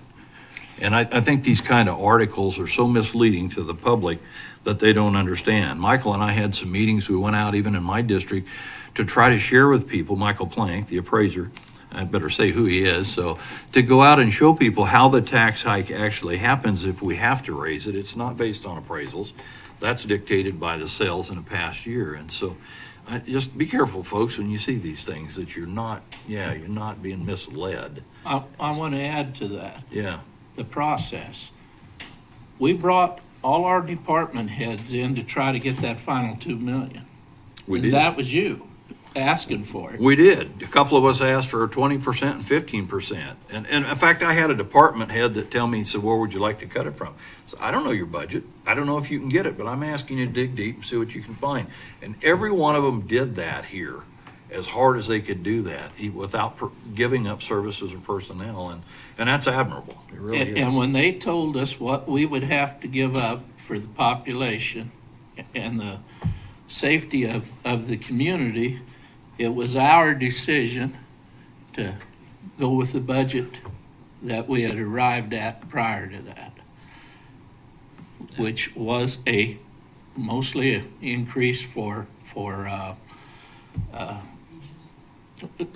not necessarily wages, but inflation. Everything went up. Yeah. It happened in your own home. It happens here. Now, I guess we'll go down the line and I'll finish up because mine's going to be part of the next. Well, okay. I had the same thing. I had a few people call and complain about property taxes, and I'm like, I pay property taxes too. I have a house. I've lived here 53 years, but and I don't want to end on a negative note, so I am going to end on a positive one. But that being said, if you're a person that likes to find something to nitpick about, you can do it on, I don't care what it is, you can find it. because we have a school here in town that I know a local church adopted this school a number of years ago, and they supply shoes for every student at this school. And that being said, they get complaints by the parents who get free shoes because they don't like the shoes that their student got. They were free, so they didn't cost anybody anything other than the person who donated them. And the student actually puts down what they want for a shoe. So that person who bought those tried to buy them what they wanted, and they're still complaining. So that being said, if you're not happy with, the budget, we're working at it. And it's not something that we just sit down and go, okay, yes or no. We study it, we look at it, and there are, with inflation, and like I said, I'm an optimist. I'm hoping inflation comes down because I would love to see this county back the way it was a few years back, or more, and where it can be revenue neutral, and we have all the services that people want, and there are no complaints. That being said, I know that won't ever happen complaint-wise, but at least the complaints would be less. Now, that being said, that's the negative. The positive is I actually got to be a part of an event with my church and over 130 college students that attend the local college here, and we had a dinner for them. A couple groups of us had a dinner for them, and we're talking all nationalities, we're talking multinational students that go to church. And they were at our church and had a free meal, and I heard nothing but thank you, and that Hutch was a great place to go to school, and they loved all the people that were in this community, and they were so thankful to be going to school here. They liked the college and that stuff, and what they were getting from the college. And that being said, it was uplifting for me because it's fun to be around some younger people and actually see a positive. It's really easy to look on the news and see a negative. And we have a lot of positive in this town. I would love to see the radio used to have somebody that sponsored the good story for the day, and I'd love to see somebody do that again and pick some of these stories, because it's great to hear uplifting things. It's easy to get down and be a downer, but I think we have over 20 departments. Every department head has bent over backwards to keep their departments going, and I know unemployment happens, but they also supply the services that we need as a county. If you need department aging, which I'm starting to need, it's great that they're there. But transportation, sheriff, you look online and they talk about the drugs here and there, and they're trying to cut those cut them down coming through and stuff. But EMS services, and if you need those, you need those. Road and bridges. When you drive out in the county, we do have some of the best roads. I've gone out in the county a number of times here lately, and it's good to be on a road that doesn't washboard you and beat you to death, or a paved road that doesn't have potholes the size of your car. So anyway, that being said, I want to wish everybody a Merry Christmas that does work for the county. And as for me, as one county commissioner, I appreciate every single one of you and every person that works here very much. And I'm looking forward to working with you next year. Thank you. Ron, you're under the gun. Well, we've been talking about taxes. Our legislature, first time I forgot all that. Our legislators didn't help property taxes one bit. When it cost their vote to take off some private personal property taxes off of what I consider luxury items, and if you play golf, it probably isn't, but they took the personal taxes off of boats, golf carts, ATVs, and several things. So where does that appraised value of $14.1 million in Reno County comes off? We don't get any revenue from that. So how are we gonna make that up? They need a lecture in smart dollars, quite frankly, of which I kind of reluctantly approved that. Now I want to see a performance with that, so it doesn't cost $1,000 a person, okay? I think we need to relook at our energy, Don will be happy to hear this, but relook at our energy guidelines after considering BESS and solar. And I dropped off a copy of Boone County, Indiana's, and I thought it was really excellent. And I think that might be something we need to look at in the future, because it does entail exactly what we looked at earlier, and that county took into effect the aquifers. KAC meeting. I attended the digital literacy seminar, and they gave us the 4 rules to when you're looking at AI, and also they suggested to create a policy for using AI at work. And then idle funds was another good one, Kansas Bank programs and how that operates. And with regard to public funds investment. And some new things that involve the certified rate negotiation ability in funds. Also attended one on 340B, which is a federal drug pricing program, and they informed me that Kansas didn't pass that legislation.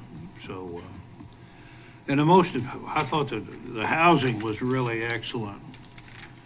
And I didn't realize how complicated the housing programs are and how much time it takes to get through an MIH program and all the different sections of MIH. It's so if someone's thinking about a development, they better start early.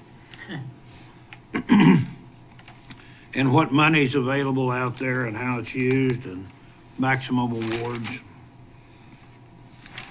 And it's a little bigger than probably we want here, but you never can tell when it might become available, and that's the KHIT program with tax credits. And that's a complicated process. But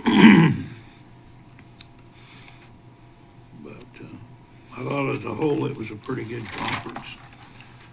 That's all. Well, and I'll finish up.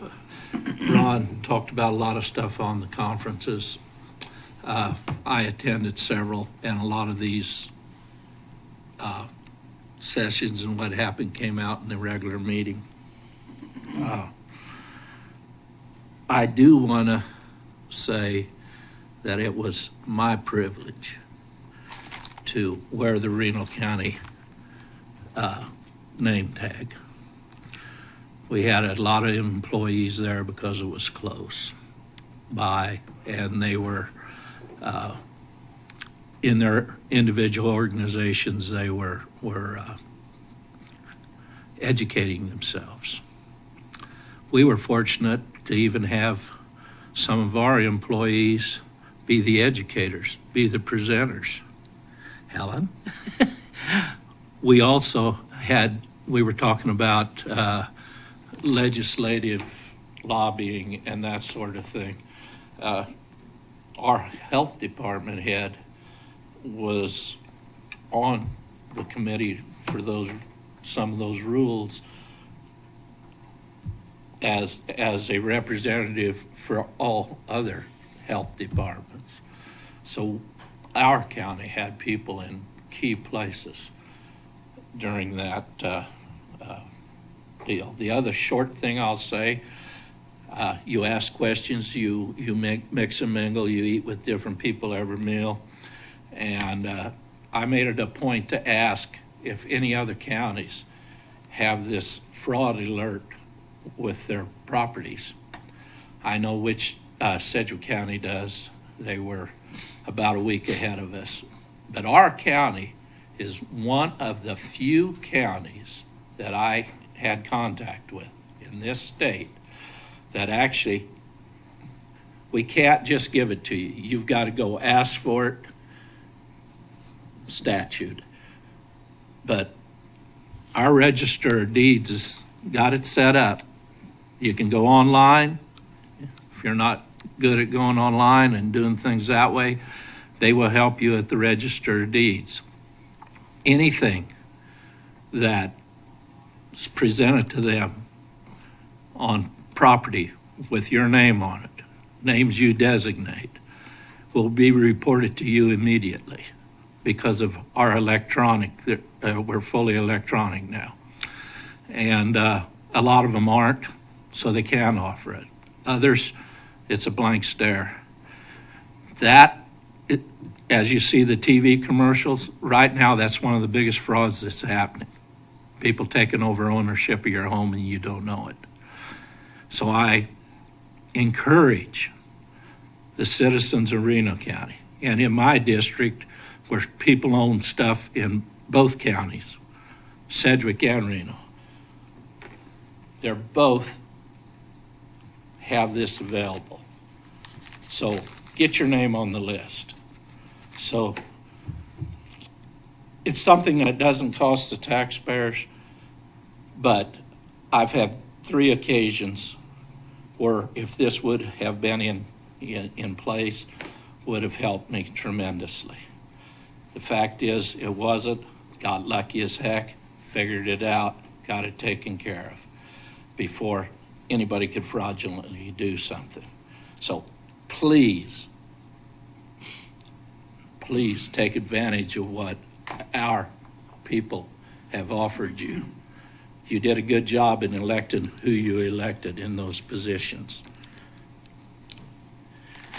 And so thankful, like I said, to be able to represent you because you're a good group to represent, forward thinking, and so on. The next thing I would like to address, we are going to go into executive session here shortly. And I read last Thursday's Tribune, and a Christmas wish list. And I don't know if Mr. Melton was looking at us or other people. The next thing I want for Christmas is for government on all levels, local, state, and federal, to be more open and transparent. If elected officials want the public trust, being as open and transparent as possible is the only way to get it back. Not much grinds my reporter gears more than the 2 words, executive session. Executive session should be the exemption rather than the rule. But it seems that they're business as usual for the local governing bodies here. I would take that sentence to include us. If an executive session is absolutely necessary, at least provide a public statement about the general nature of the executive session instead of leaving the public completely in the dark. He goes on to his next Christmas one. Little lesson in civics and government. Every time we go into executive session, to legally do so, we must state we are going into that session, the purpose of that session, who will be in that session, and the time we will be in that session. If that time needs to be extended, we need to take a vote and extend it. So that pretty much covers about everything he doesn't like. And I bring it up now because we are going to go into the executive session. And if you will notice, a lot of times the board chair reads the motion. I do not read the motion. I ask our attorney to read the motion so that I know that all things are covered and we're legal. The other thing behind that is, in doing so, the assumption is here that everybody on this board knows what we're going to go into executive session for. Usually not, because the things that require us to be in executive session shouldn't be talked about us separately or earlier. And we often know what's going to be in that session when we hear it with the general public. So with that, I'm off my soapbox. Next item on the agenda, executive session. Yeah. Patrick, would you give us a motion? Yeah, well said. Or do you have further comment on what I just said? No, I mean, I appreciate the comments. I don't like doing executive sessions either. My experience is that the public will fill in the void with whatever, you know, so it's better to just be transparent. There are times when it's necessary to protect the county's legal interest or the privacy of personnel, because just because you work for the county doesn't mean you should have your business brought up in the public. But having said that, staff are requesting a motion for the board to enter into executive session until 11:30 a.m. with the Human Resources Director and the County Counselor. The subject matter to be the County Administrator's contract update, and the justification for the executive session is to discuss personnel matters of non-elected personnel. I'll make that motion. Thank you. I'll second it. The motion, I said 11:30 because I think we need 15, and I also want to stretch my legs, so yeah. all right, so we'll get 5 minutes on the front end, and then we'll have 15 minutes. I'll second your motion. I thought it was already seconded, wasn't it? Okay, got it done. However, it's third. All those in favor, aye? Aye. Motion carries.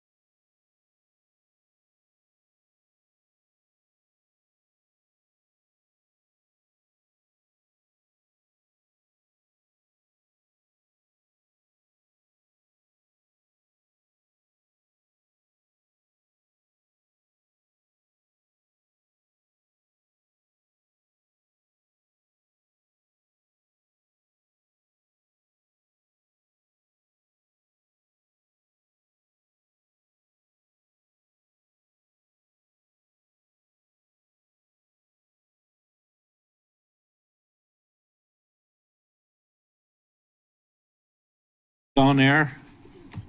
Now we are. Okay. I'm reopening this session after executive session.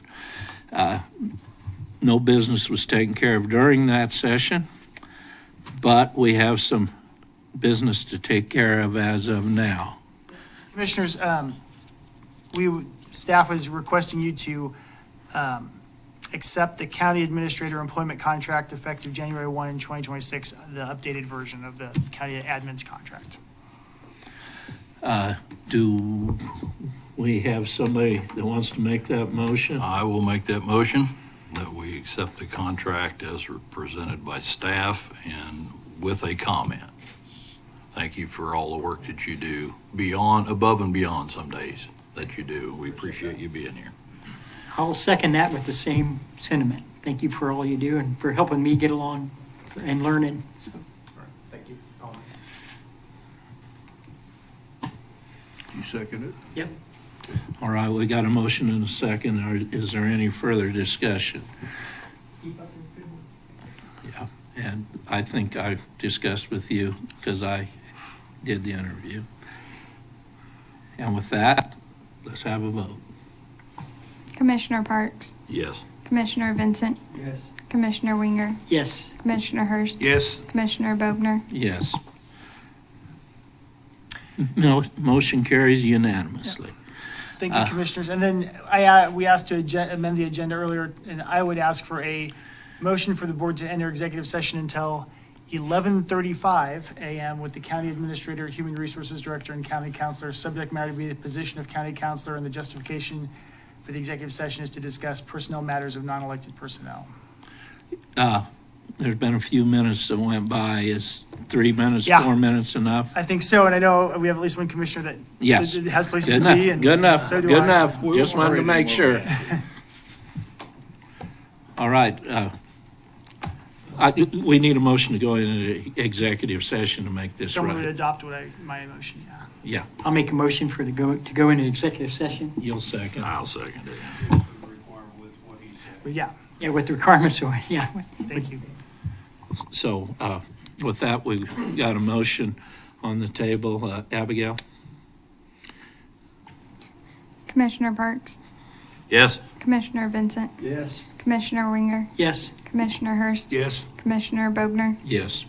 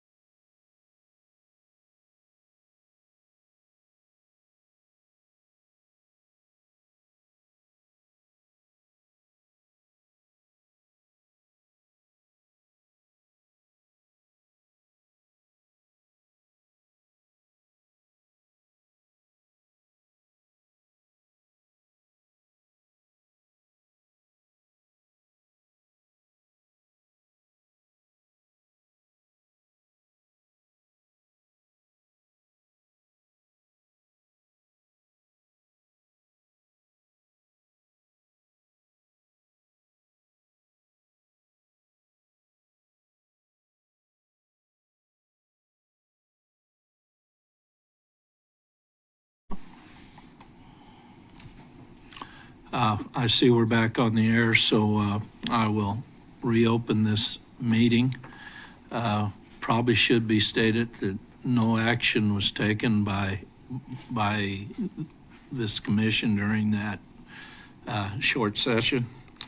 And with that, I think if there's nothing else, we're ready to adjourn, aren't we? And sign paper. Yeah, and sign papers, guys. Why don't you?